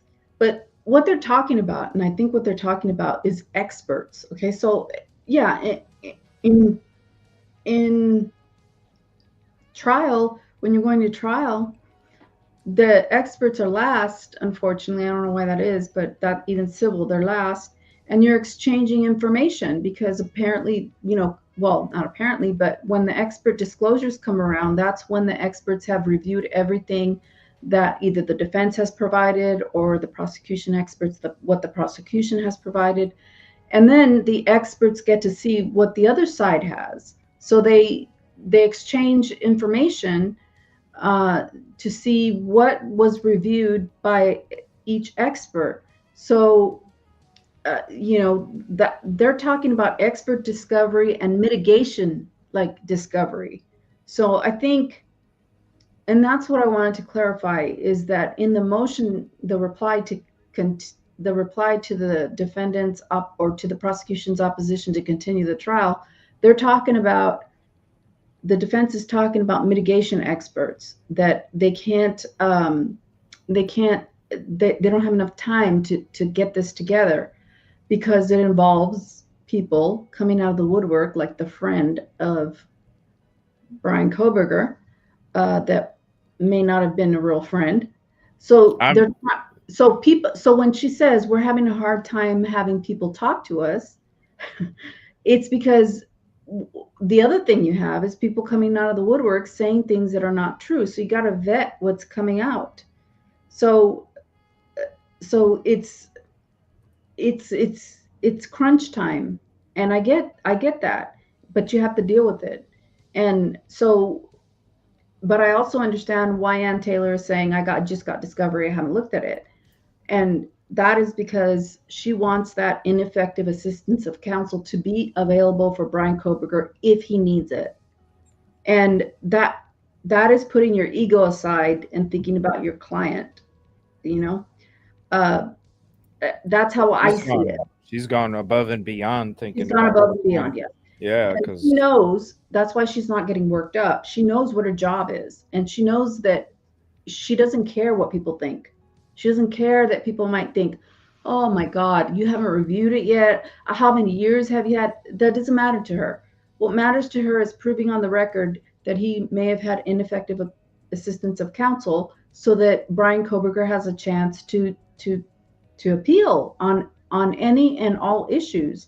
And I've never seen so much paperwork. I can't keep up with it.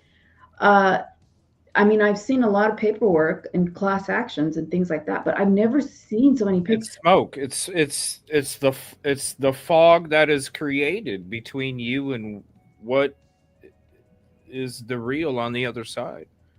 Yeah, the more fog you create, the harder it is to see what's on the other side. Yeah, and so when you have discovery that's being provided based on experts and mitigation experts and all of that, plus the publicity that you have and that is coming. I mean, they gave you a preview of what's coming, and these are people who are crucial witnesses who saw the bodies. It's almost like you can't prevent that, so you got to give Brian Kohberger all of the basis to be able to appeal, including ineffective assistance of counsel. That's how I see it.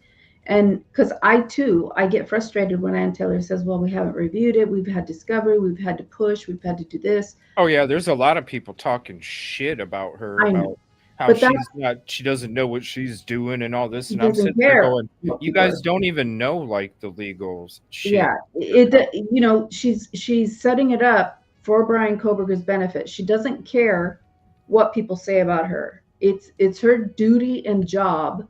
And this is why she's so nonchalant about it, because she knows this is not for me. This is for my client, and my client is more important than I am right now. And so she's putting that aside.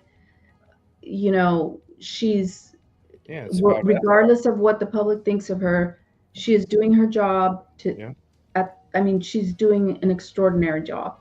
Well, and that's, another thing when it comes to setting up the appeal process later on, if there's a conviction, I really feel like, there's a lot of people freaking out about, oh, it's going to delay everything and this and that. And it's like, I wouldn't worry so much about the delay. I'd worry more about the possibility of it being used for an appeal after a conviction, because especially with these books and these docs that are coming out and all this stuff is literally a month before trial, a month before jury selection. It's so close. Yeah. And that right there, that is tainting when you have information and evidence that gets leaked to the public that wasn't. There's been plenty of people FOIA and stuff, and none of us have got the video of the car leaving and coming in. None of us have been able to. So how Dateline was able to put it out, and it still didn't become available after that, right? Right. You still can't get a FOIA for it. So when you're looking at those different things, and then with the witnesses and all this stuff, that's a month before trial starts, literally days before jury selection, when that doc is coming out. And that right there, that to me, that's tainting a jury. Yeah, it is. But that's why jury selection becomes really, really important. And because you can't control what the media is going to do. And I get it. It's strategic. I've never seen this happen before in any case, Yoli. I haven't either. There is one case where there was an SK unaliver here in Orange County, Rodney Alcala, and the guy was super smart. He defended himself. I went to go watch the trial with my godson because my godson was all interested in SKs because of Dexter. And I said, you really want to see an SK? I'll take you to the trial. So we went to the trial, and the dude, super smart. I mean, he managed to get new trials and things like that. He had already been convicted for other unalivings in another county. But when he came here, he was facing charges for a child, I guess she was like 13, for unaliving her and luring her. And so the trial this was the second trial he was going to have, because he got a new trial. He himself, okay, no returning. So anyway, we went to the trial, and there was a whole bunch of documentaries on this guy. He was the dating game unaliver. Oh, that guy. Yeah. Oh, yeah, I saw that. Mm-hmm. Wow. There were tons of documentaries on him, but this wasn't like his first trial. I mean, he had already been through the ringer. Yeah. So yeah, I don't know, I guess. But if you look at Karen Reed, the same thing happened to her. There was documentaries where she herself participated in. And so if I want to say I've never seen it except for Karen Reed and Brian Kohberger. She already had her trial, the other trial, a long time ago. True. That we haven't even got close. We're not even started in trial, and then all of this stuff coming out like literally right before trial starts. But yeah, the trial of this serial SK Rodney Alcala, when he came out, he was all in shackles, and oh my God, the feeling that you got. And even my godson was like, he looked at me and I said, you see, Dexter's not something you want to look up to. I mean, it's fictional, but look at this guy. He was pure evil. Yeah, when you're in tune with energy, you can feel it. Oh my God. You know what I'm saying? You can feel that shit. That's even when you're in certain areas, it's when you're in tune with energy, you notice the spikes and all of those different things. And yeah, you could definitely feel it. Yeah, and the way he talked was he was super smart. He was just way too smart. I mean, he talked better than most attorneys. Tell you that. I think a lot of this, though, is coming from the fruit of the poisonous tree. That's why I say that's my new series name is Fruits from Poisonous Fingers.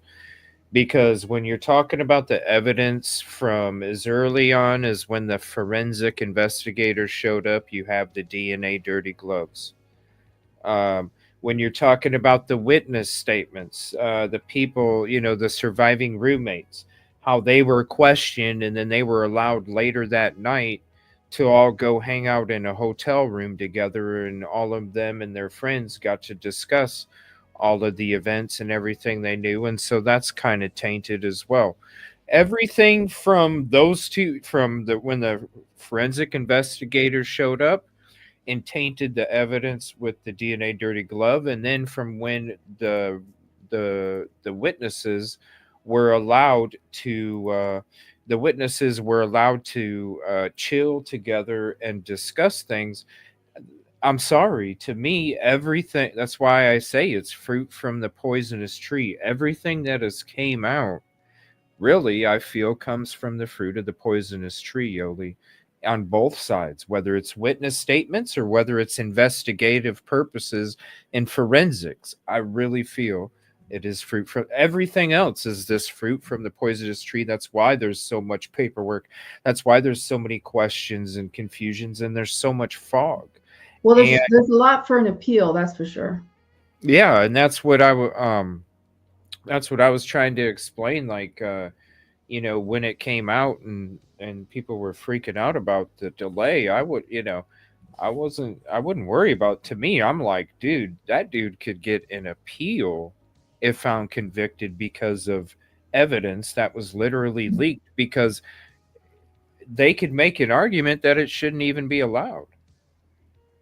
Well, yeah, and that was the arguments that they made on the motions to suppress, but it didn't work. I mean, but we didn't get to see what was put forth. That's the problem. Is we don't know what was put forth in front of the judge. The judge made his decisions, and that's what happened. Yeah, we don't. I'm sorry. I thought the special. Oh no, I think it was tonight. It's actually in a couple nights. So we'll do a show on that in a couple nights. But that's cool, because then I can get to some of these videos when it comes to this whole like DoorDasher thing and how they're bringing it all up. I do want to play the one with Brian Anton where he's discussing it because he really makes the most sense when it comes to like the actions of what they would have done and how they would have approached it. Give me 1 second. Let me pull that up. And so this is him discussing it, and he's the one that makes perfect sense. Now all this other stuff, it's going to be a lot of narratives and stuff like that. So we'll just check out these couple of videos here real quick. Sorry, StreamYard is being a pain in the butt. All right, this is Brian Enton from yesterday. Driver is saying, then this is a bombshell. I came to Boise thinking that the hearing tomorrow was going to be the big story, but this is big. The Idaho Statesman was the first to break it today. Basically, this DoorDash driver, who we knew existed, by the way. We've known for a long time there was a DoorDash driver, that she goes by MM. She's been referenced in the court documents. We knew that she arrived there to deliver DoorDash at 4 a.m., about 10 minutes or so before the murders. But what we didn't know is what is in this body camera video. And let me explain this a little bit. You did, Ashley, but the reason we know about this is because last year, this DoorDash driver, totally unrelated to the Brian Kohberger case, she got pulled over, suspected of driving under the influence. She had a expired tag, suspected of being under prescription pills, and she got pulled over, and she just started volunteering this information to the police while she was being interviewed, and it's on body cam. And she said that she's the DoorDash driver from the Brian Kohberger case, that she saw Brian Kohberger, which is really the headline here, that she's a witness who saw Brian Kohberger, and all of this just happened to come out through this new body camera video from Pullman, Washington. So, Brian, you take us back to the house, but we're going to have to describe it because the house has been torn down. But if you look at the front of the house, there's a parking lot out front where all the cars were lined up, and they stayed that way till they were all towed. But this DoorDash driver said, I parked next to him, which makes me wonder if she's talking about the parking lot out front Or if she's talking about that side street off to the left where that bushy tree is, that big tall bushy tree is just adjacent to the red car there. Because there's a side street that goes up that left-hand side of the house. And isn't it Yeah, it's a very, believed that the killer used? Yeah. Walk me through that. Sorry, I didn't mean to interrupt you. There was someone talking in my ear. Yeah, it's a very, very important part of what she said. Not only that she said, I saw Brian Kohberger, but I wrote this down. She said, I parked right next to him. Now, you think about DoorDash. We all order DoorDash. A DoorDash driver typically would park right in front of the house where they're delivering the food. They pull into the driveway. You see them in the driveway. They get out. They go to the front door. They give the customer the food.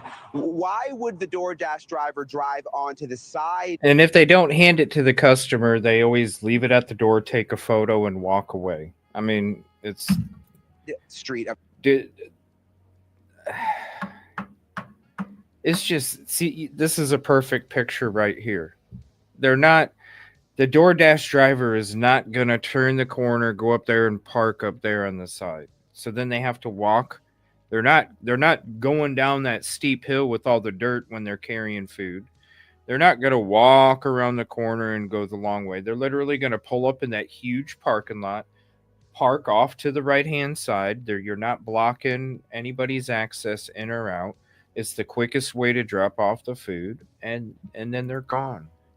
So the whole story doesn't even make sense about the witness statement or being next to him. Of the house, which with the murder house, you've got the front of the house, you've got the driveway, like you described it, but then you've got the side road that goes up the side near an apartment building. You can't even walk down to the house you'd have to go through the woods unless you walked. If you haven't checked it out, here's the link. That's where I broke it down and I gave you the street smarts with it. Oops.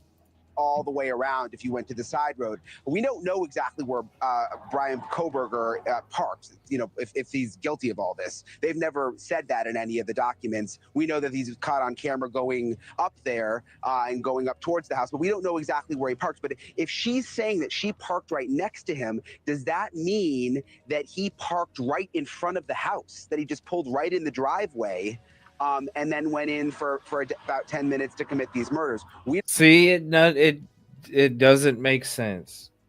You see it from the instant of the body cam. You hear the statement. When the statement come out 3 times after going through all the ailments, it was added on because the pressure was getting even more and I needed to get out of jail free card because the list of ailments that I was giving you was not working. Broke it down in the body cam video from a few nights ago. With street smarts. And so you listen to this and it doesn't wash.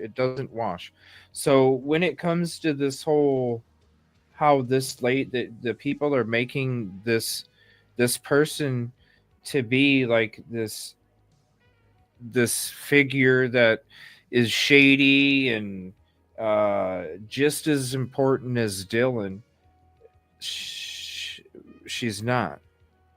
It's a DoorDash delivery driver that dropped off an order. She obviously didn't see a plate number because she didn't report a plate number to the police, right? She obviously didn't see the vehicle because then she would have told them what the vehicle was and they wouldn't have been asking for a Sentra for the first 2 weeks. And they wouldn't have been asking for a 11 to 13 Hyundai Elantra until the day that Kohberger was arrested when it switched.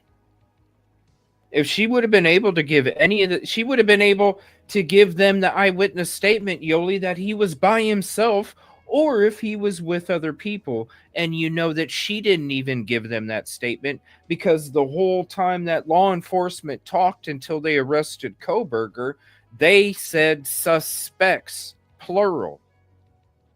So there's no way that there was any kind of eyewitness statement or information that was given. She wanted to inflate her story while she was under pressure, getting in trouble. If I can inflate my story a little bit, hopefully I can get out of this with the slap on the wrist. I mean, that's all it is. Yeah, it could be that. And it could also be that she was so high out of her mind that she was delusional. I don't even, I mean, she could have been, honestly, but really, I don't, She didn't park next to him. She didn't park next to him. She didn't. I don't even think that she saw. I really don't. Yeah, and she could have just been saying it because addicts, and I don't know her, but if addicts will say things just to get out of the situation that they're in. Like, oh, I have special information. You don't know who I am, you know. Yeah. But in any event, that lady, why? Okay, so if I was mainstream media and I saw the video of this lady, I wouldn't. Granted, okay, they're supposed to report the news. I would say there's a video that came out, blah blah blah, but I wouldn't like, oh, you know, like Ashley's like, they saw him. She's like, oh God, right. And they read the documents too, Yoli. They read the documents too. That's why I don't understand the whole the YouTube and MSM goes wild over this, because really, if you really just sit back and think about it, logically. Aren't DoorDash drivers supposed to take a picture of what they leave or what they? Yeah, you take it. There's no video. Excuse me. They're already going to be tracked because their GPS is tied in with the app. So they already would have the route, how long, you know, and they even would be able to tell because it tracks you even where you're walking. So even if you get to a destination, you get out of your vehicle and you walk, it's still showing you moving. Okay, so the tracking that they have, they obviously store that. There's no video. There's a lot of talk about how DoorDash records video or whatever. No, that's not how it works. It goes off of GPS, and then the customer can literally open up the app and see the GPS on the phone and where their driver is on what street, what house they're in front of, whatever, right? But there's no video, and so when it comes to it, it's as simple as just dropped off the order.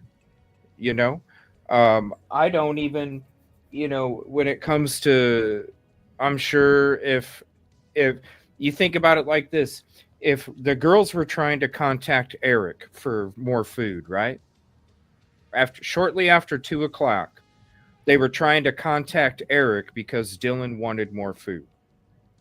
So obviously it's going to be a busy time in that area from 2 to 4 probably, because Eric couldn't come back to get DM food.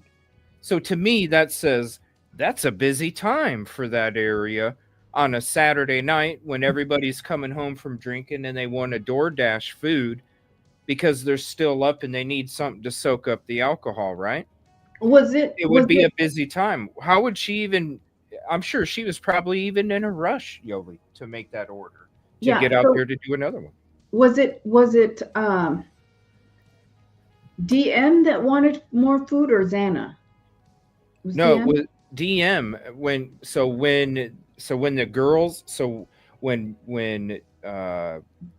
Kaylee and Maddie came back from the grub truck, okay, that's when Dylan and Bethany and they all were hanging out together, and that's when Dylan was reaching out to Eric. Oh, right, okay. To get more food. She was asking if he was. Obviously, they changed their mind, probably because he was like, yo, I'm busy as hell. And I could see it being a busy time. Think about it. It's a huge party night. There was a football game. You got a bunch of parties going on. Nobody wants to get in trouble because I'm sure you get pulled over in Moscow quick as shit, right? So they want to order DoorDash. Everybody's coming home at 1, 2 in the morning. I can see it being busy in the college town from 2 to 4 because all the people ordering food, you know, and so and they can't go anywhere. So I can see that. That's probably why Eric didn't, and why they went and changed their mind, you know. So it could definitely be. And then who's to say if it is that busy that she's gonna like sit there and peep out stuff and No, she's probably going to be focused on where in the hell can I park. She probably got lost trying to figure out where it's at. I'm looking around. I'm already distracted. Hurry up, make the order, get in my car, take off. I honestly don't think she would have even had the focus to focus on. And wouldn't there be a car fitting her car description in the area? Like, wouldn't that be something that would have been noted? According to some papers, it was what was the vehicle? It was a Subaru Forester wagon 4-door that was registered to them. So where is that in? Why didn't they exclude that? Or, well, I guess they knew it was a DoorDash. I mean, when you look at the video, I already said from when the video, the photos before the video came out, when the photos came out of the car entering and leaving, I already said it was 2 different cars. And when you're looking at the DoorDash, was it a DoorDash delivery or scoping out the crime scene? No, when somebody's doing the 3-point turns and turning around and doing all this other stuff, they're probably getting frustrated because they can't find the frickin' house. Yeah, you did that video, yeah. Right. And when somebody, again, when your completed order makes a huge difference on the money that becomes available to you on DoorDash, you don't want to have anything creating another 10, 15, 20, 30 seconds on top of what you're trying to do. You want to hurry up, get that order delivered, hit complete, so you get better offers on the next one. That's how it works. The higher rating you get, the better offers you get. So you're gonna hurry up, and you're gonna hurry up and try and get that. So if you're having a hard time and you put 1122 King Road and it's on Queen, when you looked up, let me see if I have this photo from the beginning of the day, because when you looked it up on Google, you can see how it this was back in the day.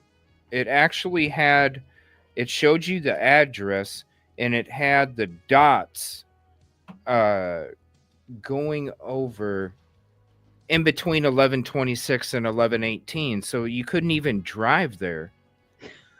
I have it somewhere. Hold on. I know I have it somewhere real quick. Let me see. Maybe it's in here. I got to show it to you because this would also make sense why the door. Here it is right here. I knew it was around here. Okay. So this is a photo from in the very beginning. Okay. When I got this from an old show of mine, from the very beginning, the first month of when the crime took place. Okay. And so when you're looking at this photo, this is how somebody that is driving can get confused. Whoops. Oh, I remember this. Yeah, this is how when somebody's driving can get confused. What the heck? Hold on 1 second. Okay. Because it's Queen. Right. And so when you're like, this is what so if you're a DoorDash driver, right? And I've talked to a lot of people. I have friends. The GPS shit sucks for the DoorDash people. Okay. So when you're looking at this right here, the DoorDash app is literally going to have you come right here and then give you this little path right here. Now, when you're looking at the Google view, and you'd have to go see my unblurred version. I have one out there. I don't have the link for it right now. But when you're walking around, and even my real footage, yes, you can see a path, but there's no sidewalk. There's no walking path that takes you over there. So if you're driving, you're going to pull up here. You're not going to be looking over here. You're going to be looking here. And here you're going to see 1118. You're going to be looking at the houses all around here. And you're going to be like, where in the hell is 1122? Then all of a sudden, you're already getting frustrated because you should already had it delivered. And now you don't know what to do. So you're going to drive around here. You're going to be like, wait a minute.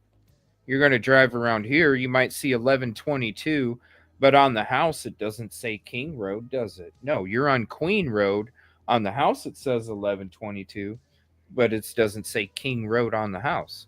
And with you being on Queen Road, you're going to think it's 1122 Queen Road. So then you want to pull around, come back around, come back down here, go through here again. But wait a minute, there is no 1122. So then I'll turn around and go.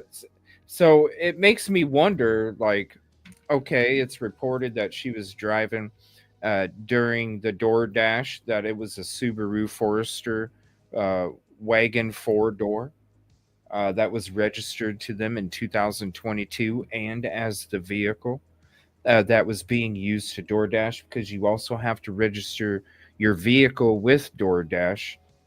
You have to give them your plate. You have to give them your make, your model. You have to give them all that information. And you can only dash in that vehicle too, Yoli.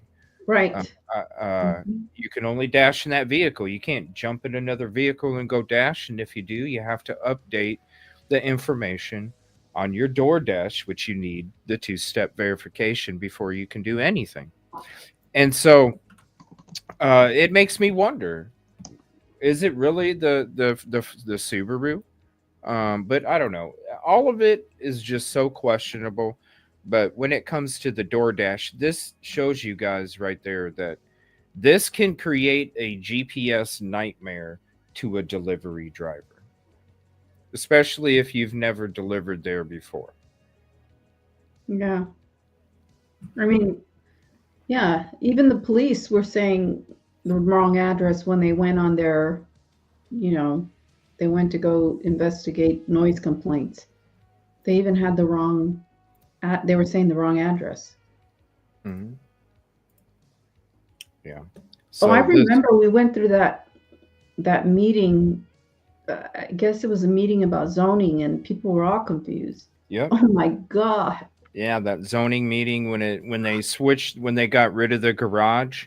Oh, and they renovated the place. Yeah, I remember that. That was a long time ago, a couple years ago. I just remember hearing that, and I remember you had to unravel on the panel, and she has like this sweet voice, and I just remember you guys were so confused, and I was laughing my ass off because these people didn't know where anything was. Yeah. It was like, well, it was a clown show. It was. I mean, you look at that. This is what's crazy is we learned when we watched that that actually there should be one more house in that lot there for the whole area, and you're sitting there looking at it and you're going, how in the hell could you even fit? Because it's zoned for 5 and only has 4 for that specific lot. And so you're sitting there going, how could you even fit another house? It's so cramped. I don't even understand how it was even zoned for 5 houses. And then for them, when they're trying to get everything renovated, they were more worried about being able to supply water to the house with the renovation. And it's like, wait a minute, the house is already there. I remember. The house is already there. Why are you so worried now about getting water there? Yeah, it's just a bunch of people getting together, pretending that they're important. And those town hall meetings and all that shit, you can tell it's just a show. It's a small town. I want some attention in front of the community, and so we're going to act like we're important. By the way, the mayor is not going to go up for re-election. He's going to retire as well.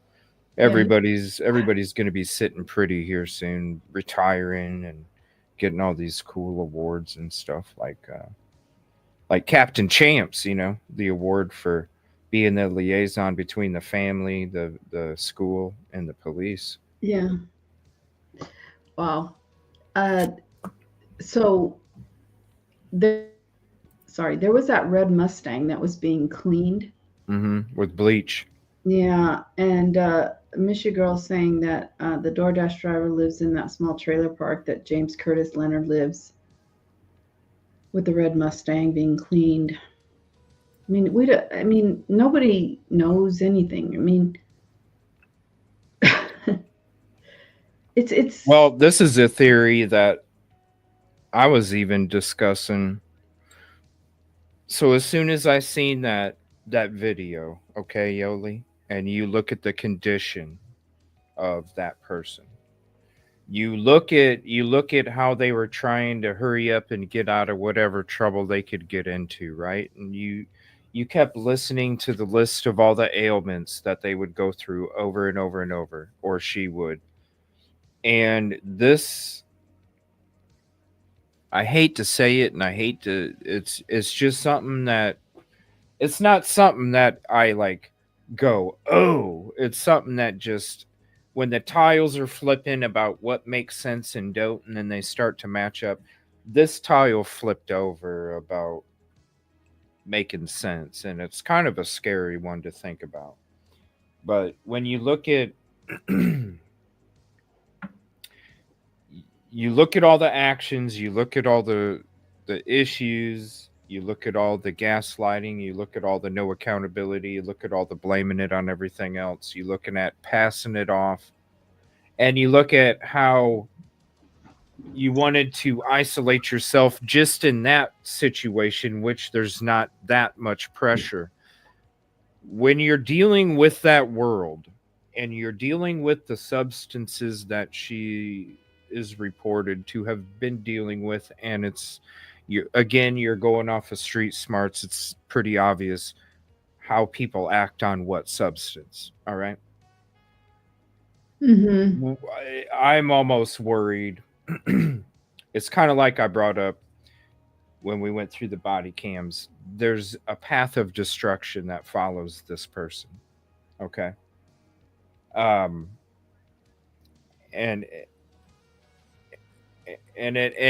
the tile of there was some missing substances. Somebody owed for those missing substances. Hey, these people didn't give me my money, even though I was the one that, you know what I'm saying? Yeah, and you tried not to. I mean, people tried not to go there. I know you tried not to go there. It just makes me wonder even more. It does, and it's just speculation. So, I mean, it does. I mean, well, it's the system's own fault why people are speculating. Because everything is sealed. I'm just saying, when it smells like it usually is, and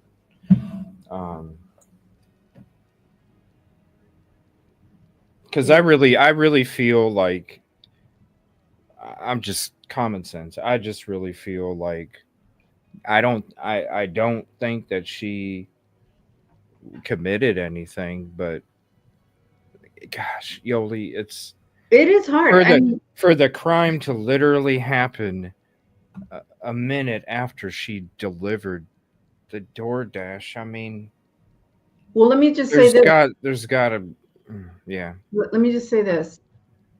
When I first was interested in this case, my thoughts were that rugs were involved and that possibly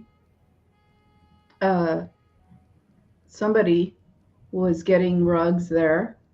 And, I'm not even saying that or thinking that right now. I'm thinking it was just. But the DoorDash driver.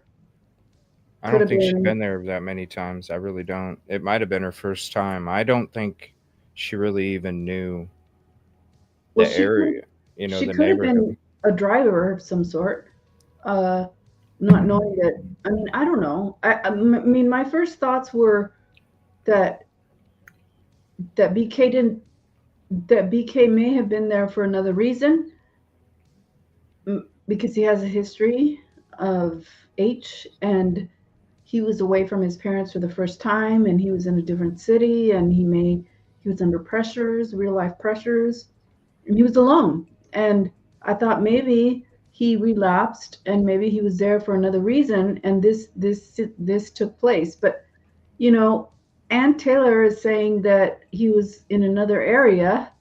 He was actually watching. He was actually not in the area when the unalivings took place. And you know, if that's the truth, then people are bashing his alibi. But guess what? If that's the truth, then you have to say what's truthful, and even though it doesn't make sense. And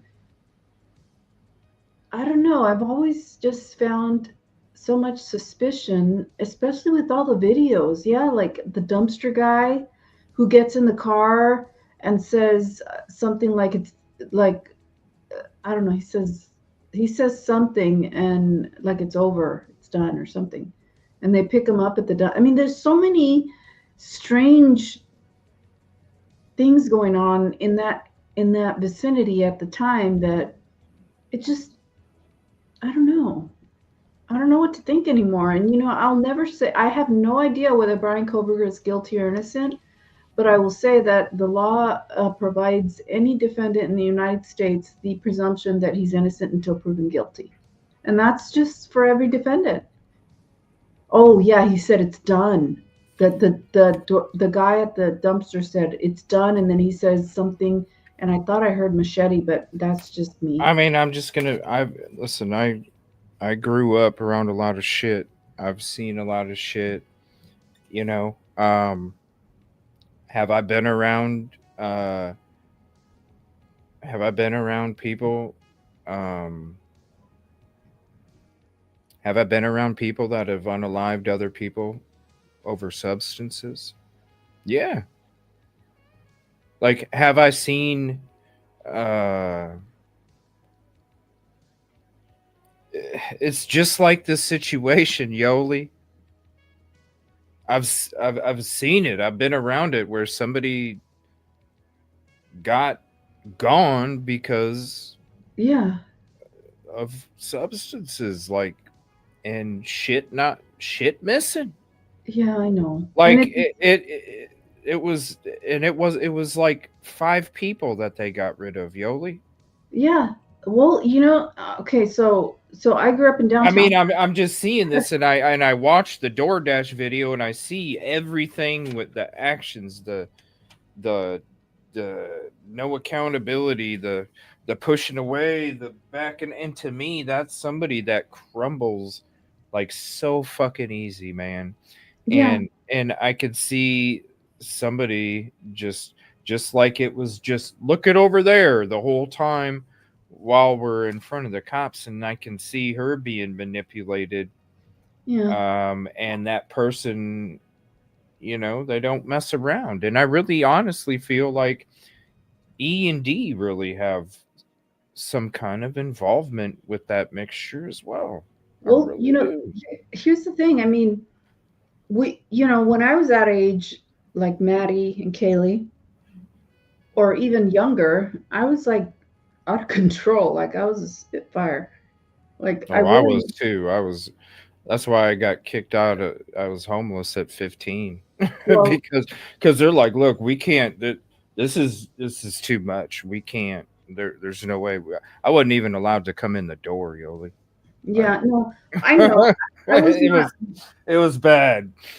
Yeah, so I know, like when I was that age, I could do some silly things, not silly, but things that were like brave things, that like that like maybe flushing stuff down a toilet because I disagreed, not realizing how powerful people can be.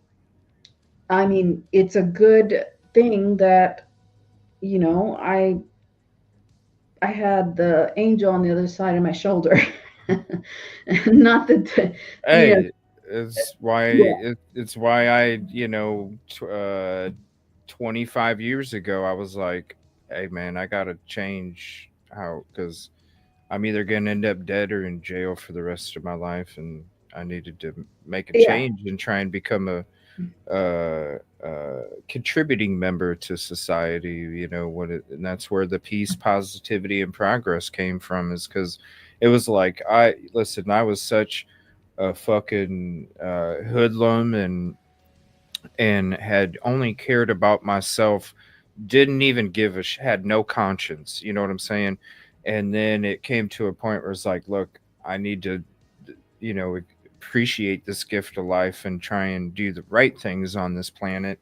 And that's why I go beyond when it comes to the love and the support that I give and the commitment that I give to people and the dedication and the effort that I give to people. And that's where the whole 150% came from, is because I didn't give you shit of percent before, and now I want to make up for that for the rest of my life. I want to make up for the percentages I never gave anybody, and that's why I do the extra and give the extra 150%.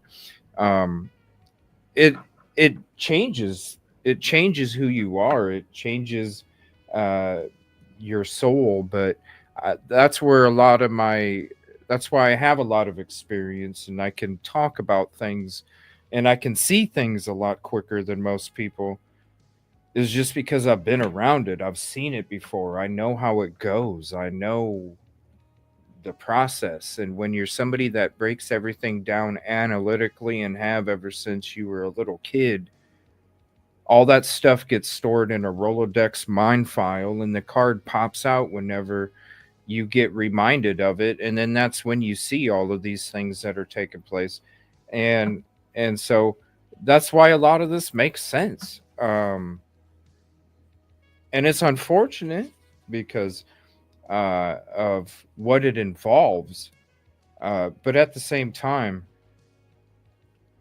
I don't even know if I'm not even saying I'm sure that the students were partying and partaking into other things. You know what I'm saying? And probably most of it was stuff from Floyd's that they just crossed the border to go get. It was nothing crazy that, you know what I mean? It was nothing crazy harsh or anything like that.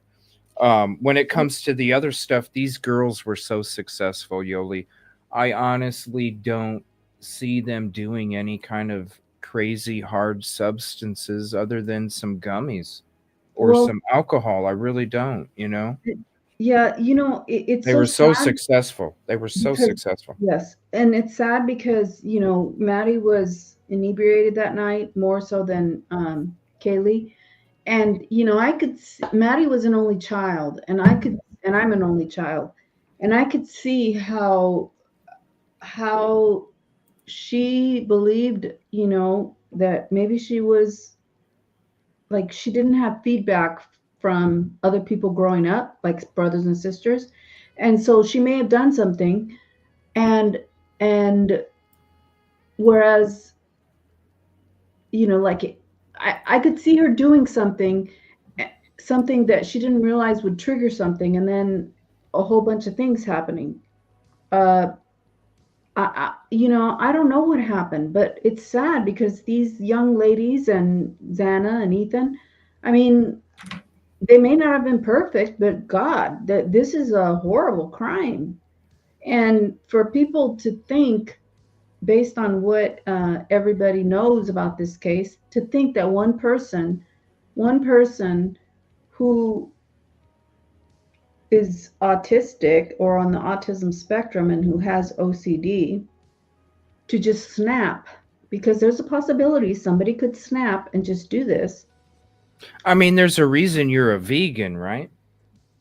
Well, yeah. I mean, why do people become vegans? Because of the cruelty and treatment to animals and how they are brutalized, and their bodies and their organs and all these things are brutalized. That's why they choose not to eat meat, is because they don't agree with the practices of how they're raised, slaughtered, and prepared.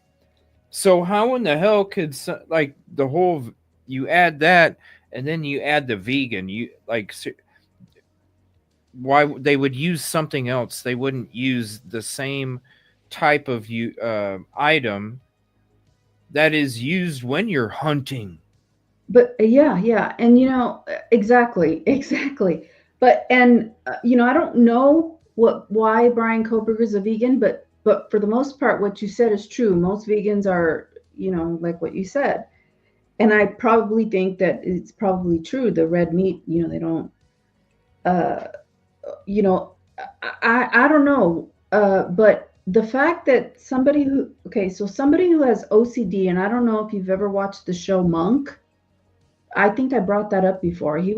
It's a show where he's a detective and he has severe OCD and he has a handler that basically helps him and he solves crimes because he's so observant and so like, he doesn't want to touch anything or anything like that.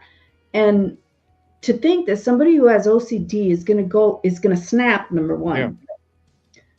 Because people with OCD, if they snap, they're going to go into a cleaning frenzy. Or they're going to go into washing their hands or taking a shower, or they're going to do something that involves sterilization. Well, yeah, because and Luz, yes, the medical issue with meat was the visual snow. That's when he started to cut meat out of his diet. But what we're talking about is later on when the aunt said that he wouldn't even eat off plates that were washed that had previously had meat on them. And that's the extreme vegan that Yoli's bringing up is, yes, the visual snow is what got him into the vegan. But when we're talking about the aunt and how OCD he was about not wanting to eat off of a plate that had already been washed, but it had meat on it prior. That was a story that was put out there. That's the extreme that she's referencing. Yeah, and so I would see an OCD person using something like a pew pew, where they don't get close, Yes. And you see these OCD people that are sharpshooters, that they do everything and they put everything, and they're just like, but you don't see this disorganization. You're not doing what hunters do to animals, because that right there, you're not even going to want to touch meat. You know what I'm saying? If you don't want to eat it off a plate that's been washed, what makes you want to actually touch it with your hand? Because it's the same thing. Even get close to another person like that. I mean, this guy had trouble. He was awkward. I mean, I guess he was with that one date that one woman came out and talked about. He was on that one date and she said he tickled her or something. I mean, this guy was like, I mean, he was on that. He's on the Asperger's syndrome spectrum, and I don't see him snapping and doing that. If somebody who has OCD is going to snap, you're going to see their hands red from washing them. You're going to see their body with sores because they want to clean themselves. Like, it's going to be the kind of thing where an OCD person doesn't just snap and go and get close to people and their bodily fluids and leave no trace. Now, the leave no trace, I once thought maybe he's a cleaner, maybe he's the guy that comes in and cleans. But he was a PhD in criminology. I don't think that he was a cleaner, and I don't think he had criminal ties to people like that. I don't know. I just don't know. Mm-mm. No. I don't know. When you're talking about somebody that has that aspect of, I mean, when you're doing a deer and you're doing a human, I mean, it looks pretty damn close. You know what I'm saying? So if you're that not wanting to even, like, that's pretty drastic, where you can't even eat off of a plate that had meat on it before it was washed. That's drastic. I just can't see how you can get close to that. You know what I'm saying? Because we have meat on our body. It's so without being too graphic. Yeah, and then I just don't. I just don't. I don't. I don't see it. And there was a comment about somebody being clairvoyant, and that's fine. And clairvoyance is something that happens, but it doesn't necessarily mean anything. People can have dreams and they come true, but I mean, how are you going to use that in a court of law? You can't.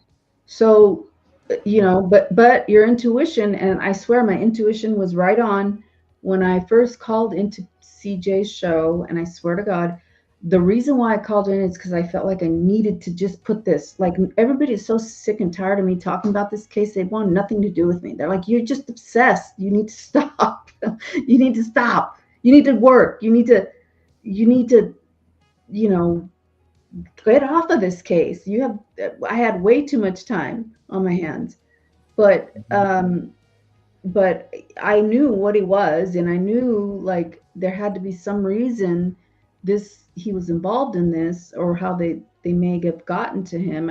But I didn't think that he was the one, just because of how he is. Well, that's my intuition is what protects me when I'm out, boots on the ground. When I'm in situations or I'm doing things that most people wouldn't even do or are fucking scared to do.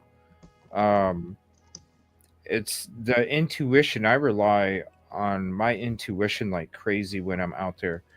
And just like when I'm going out to the locations, not only for my safety and protection, but the intuition of also when I go back in that parking lot for the first time at 11:22 before the house is tore down, and I'm sitting there and the intuition is giving me visions of somebody sitting back there just watching over and over and over and watching it for hours, everything taking place on that back patio, the bedroom windows, the third floor deck, and that intuition leads to a lot of the things and the tiles that flip to connect to make things make sense too. So I totally trust in intuition. The intuition is what is able to smell the hot dog steaks before most others can smell them. It's like, no, this shit, it just don't make sense. It just don't make sense. It doesn't make sense. No. It never made sense. And because of the workload that became almost non-existent because of COVID, and the courts were trying to get back into some kind of shape to process cases, I would literally I had a lot of time, and this case just crept up on me, and I was driving people crazy, literally. Now my sister-in-law is like totally into true crime, and because she's the only one who would You should listen. bring her on sometime. You and her should hop on sometime. Oh my gosh, she's funny. She's Filipina, and she she watched this woman that was unalived. She was like dismembered. Oh wow. She was an African American, and it was Hendrix or something, or what Hendrix. It just recently happened. Whoa. The guy that unalived this African American woman, he was white, and they met on a dating app. And oh yeah, in Milwaukee. Yes. And so she was saying, like, what is it about Milwaukee and body parts? Because what's his name? The guy Dahmer was from there. But literally I was so focused on this case, but the more I looked into it, and then when I saw the PCA, I was like, what the hell is this? I was like, yeah, Sade Robinson. I was like, what the heck is this? I saw the PCA, and I was like, no, what? I didn't even get to cover that one, or I've been doing some local stuff here. I didn't even get to really get into that one or dig into the information or anything. What about the PCA? What about the PCA shocked you? that there were the time frames that they were saying that the car was in a certain area when they were also saying that the car was leaving. So it was like, how can he be there with the car if they're saying he was if they're saying that he was driving the car? How could he be inside the house doing all of these unalivings when the car, they also say, is leaving? So I'm like, okay, so I mean, I know it didn't take him very long to convict him. no, I mean, it was pretty obvious. I mean, there was stuff in his house. Yeah. Oh wait, I'm talking about the PCA with Brian Kohberger. I'm not talking about. Oh, I thought you meant the PCA with that Oh, no, case. no. I I was never like, saw the PCA. oh, okay. Sorry. 'Cause I was like, dang, what? Because I didn't even get to dig into the evidence or anything like Oh no, that. neither did I. I just know that she Okay, was so all I over was it. like, whoa, what happened with the PCA, man? No. I'm talking Okay. about when I was getting into the Kohberger case and I read Oh, the PCA. That's when I thought, what the hell? okay. Like, didn't they read it before they?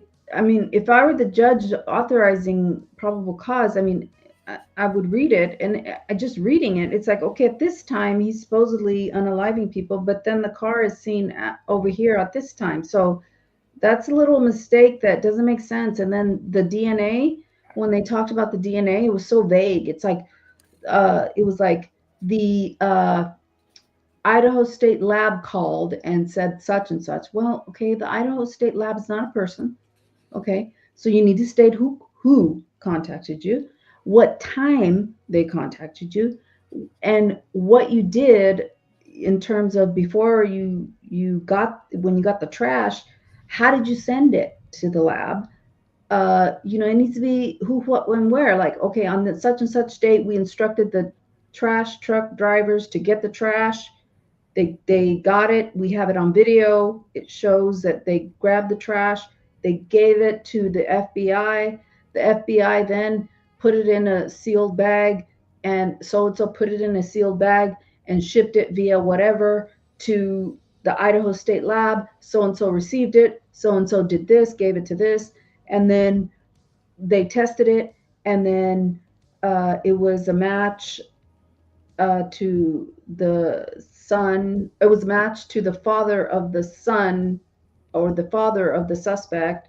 And so then they came to Brian Kohberger, and then, but it was just like, well, yeah, we got a call from the Idaho State Lab, and they informed us that there was a match, and so we sent the trash to the lab. Like, what trash? What are you talking about? Well, I mean, I remember when I was first reading it, coming from the career in management over a couple decades, I was always, and I was just in management, upper management, and you would have to like word your documents and make sure that everything there was, you would proofread everything, right? You would like, because some of this stuff, um, when it came to like different things, like if somebody was quitting and trying to get unemployment, different things like this, we always had to have our documents dotted I's and crossed T's. Like that was one, because some of it might be used in a court case. You know what I'm saying? So with any of that stuff, HR, whatever. So we always had to make sure that our stuff was proofread. It was the responsible professional thing to do. You don't hand in Right. some documents that and like the shit's messed up. So when I noticed it's just like with the littlest shit, like covering up a watermark when you could have put your watermark somewhere else and let their watermark be there. It's something as little and simple as I don't even have the city that goes in the correct state that I'm saying that it goes into. When you can't even proofread your own shit that minimal, then you have to question the rest of the document, because that's when I noticed, like, with my experience, I'm looking at that paperwork and I'm going, damn, this is a freaking PCA for a person that's being charged with 4 murders, and the proofreading obviously didn't even take place as minimal as having the right city go with the right state. Oh, yeah, that right there, I'm like, this is, you have to question it when it's that small and they're willing to go the quick route and leave little shit piles behind. That tells you about the other potential shit piles that you're going to run into with anything else that they say or come out with. And so it was already shoddy from the beginning because, listen, I wasn't an investigator. I was just in upper management, and I knew better. So yeah, and I get wouldn't they? That the police might be under pressure or whatever, but when you have like you don't want to make a mistake, though. That's the thing. If I worded something wrong in that paperwork, it could cost whatever. It could be the difference when it comes to whatever the paperwork needed to be used for. Well, yeah, you know what I'm saying? That difference can make a difference later on. You have to make sure that your shit's worded correctly, properly, the right way. It's proofread. There's no mistakes because any little technicalities can come back. Yeah. And so the whole map that they had on the PCA also was like, what the heck is this? I don't know what this is. It took me, I was, the morning that I was going to go do because the first couple days it was a little cloudy. I had to schedule everything, because I only had a week there and a ton of shit to do and a lot of stuff to film. And that was one of the things. I had it planned for a day that it was going to be nice and sunny for when it came to the footage. And so when I literally was like, all right, I'll get up that morning. I had everything mapped out per day. I'll get up in the morning. I'll map out on my notebook, all right, because I wanted to make sure it was perfect. You turn this, when you get to this intersection, turn this way. When you get to this spot, turn here. I wanted to be able to go off my piece of paper instead of rely off of the PCA exhibit in front of me. I wanted to just have it on the piece of paper. You get to this road, turn here. You get to this road, go this way. You get to this road, turn here, da da da da da. So I'm literally, it's perfect. One time, one shot, all right there. Perfect. It literally took me, it had backed my whole day up like 3 hours because I sat there and I started to map out, turn here, turn here, turn here, this. And the shit wasn't, I literally had to like go into Google Street View just to come out with the perfect exact route because the shit wasn't even right when it came to the PCA Exhibit A. The maps and the directions, it matches the whole. It's the same as the city not matching the states.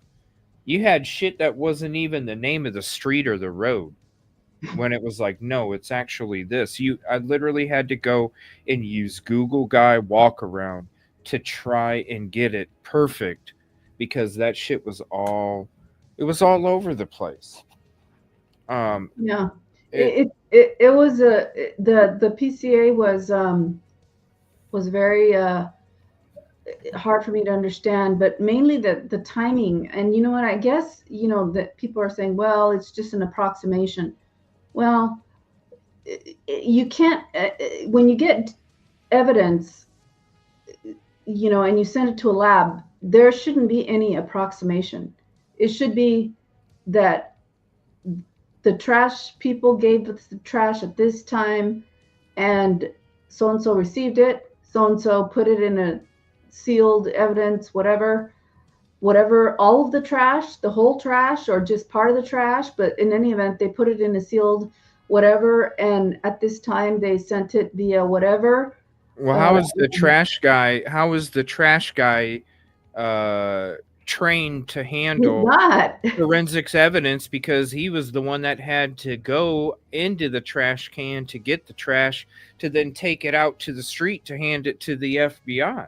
Yeah, they're not. So how is this guy? This guy obviously didn't go to forensic school on how to Right. properly contain evidence and transport it. Right. But they could have had a video of the trash truck driver getting the trash and say, look, he didn't do anything to it. He just put it in. I didn't say he did anything to it or not. He doesn't know the littlest thing. Yeah, no, I know. Can create contamination, and when it's that important, maybe the video doesn't even show. Oh shit! I bumped it into the seat on accident. Fuck! I'm gonna. Oh, the camera didn't see it. I'm just gonna Like, keep going. You know, like it. They need to back it up, though. They need to say who sent this trash. I mean, It's sad that they had to have a garbage guy go get it out of the garbage can to then hand it to them outside of the gate because they didn't have permission and weren't allowed to go in. And like, if you ask the lead detective, who at the Idaho lab called you and told you that there was some match, meaning the father of a suspect? Who called you and told you that? I don't remember. And that's I don't remember. No. Well, it should. I don't recall. Yeah. I don't recall. Okay, so then the chain of how are you going to establish the chain of custody? But you see, that whole IgG crap is not admissible. Now it's only the swab that they took after they arrested Brian Kohberger that matched to the DNA on the button snap of the knife sheath. So there's this jury instruction that I don't know what it says because it's sealed, which is crazy. I mean, jury instructions, you could look them up on the Idaho State Court website. There are jury instructions. They're public. All you have to do is put the names of the people in. It's just insert, cut and paste. But now all of them are sealed. Okay. So when you could just literally go to the website and get each jury instruction for each whatever the case is and insert the people in there, and that's all you have to do. But now there's a special instruction about how they got to Brian Kohberger, and that special instruction, I don't know what it says because it's sealed. And what are the options for that special instruction?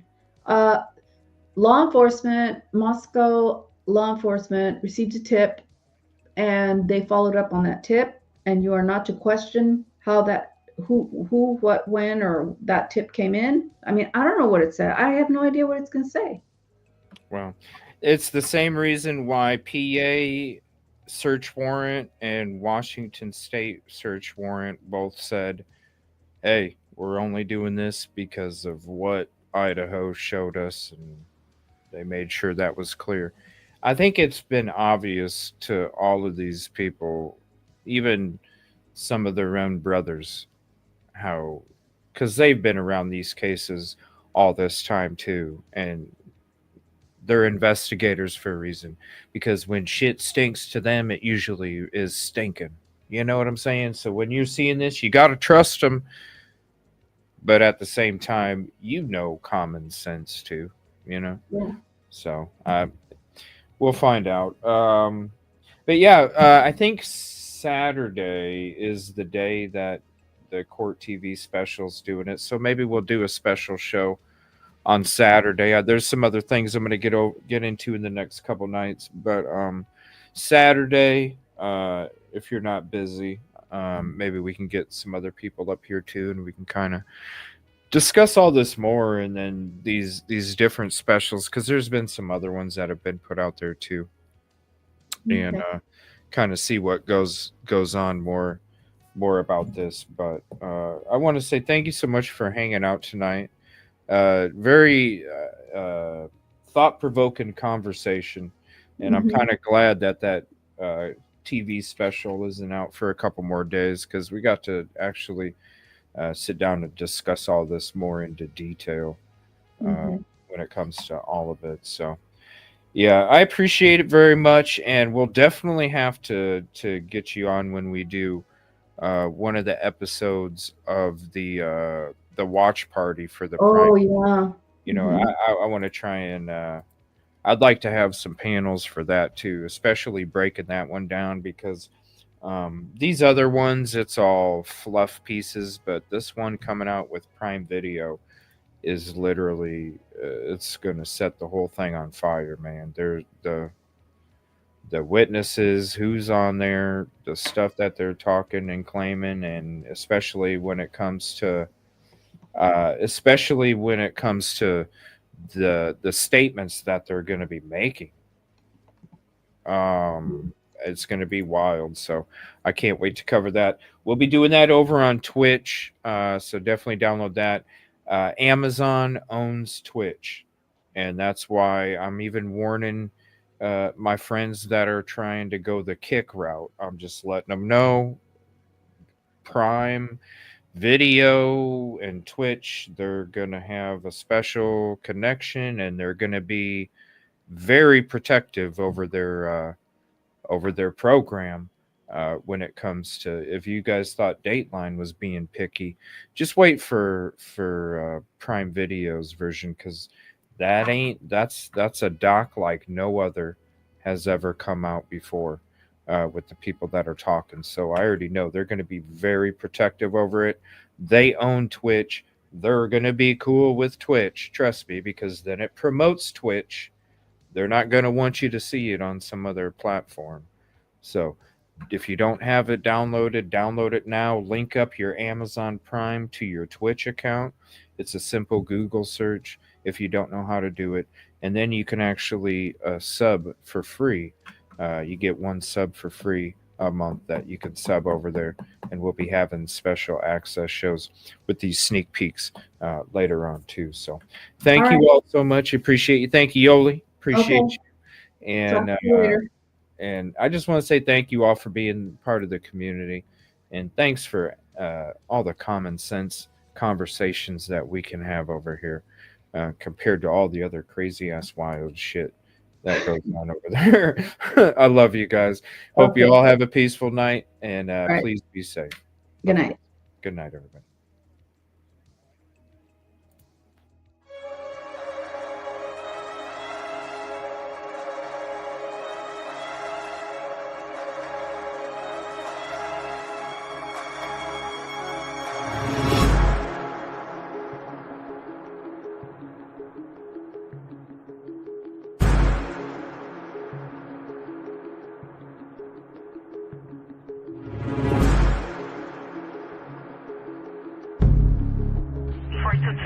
Okay over there? Is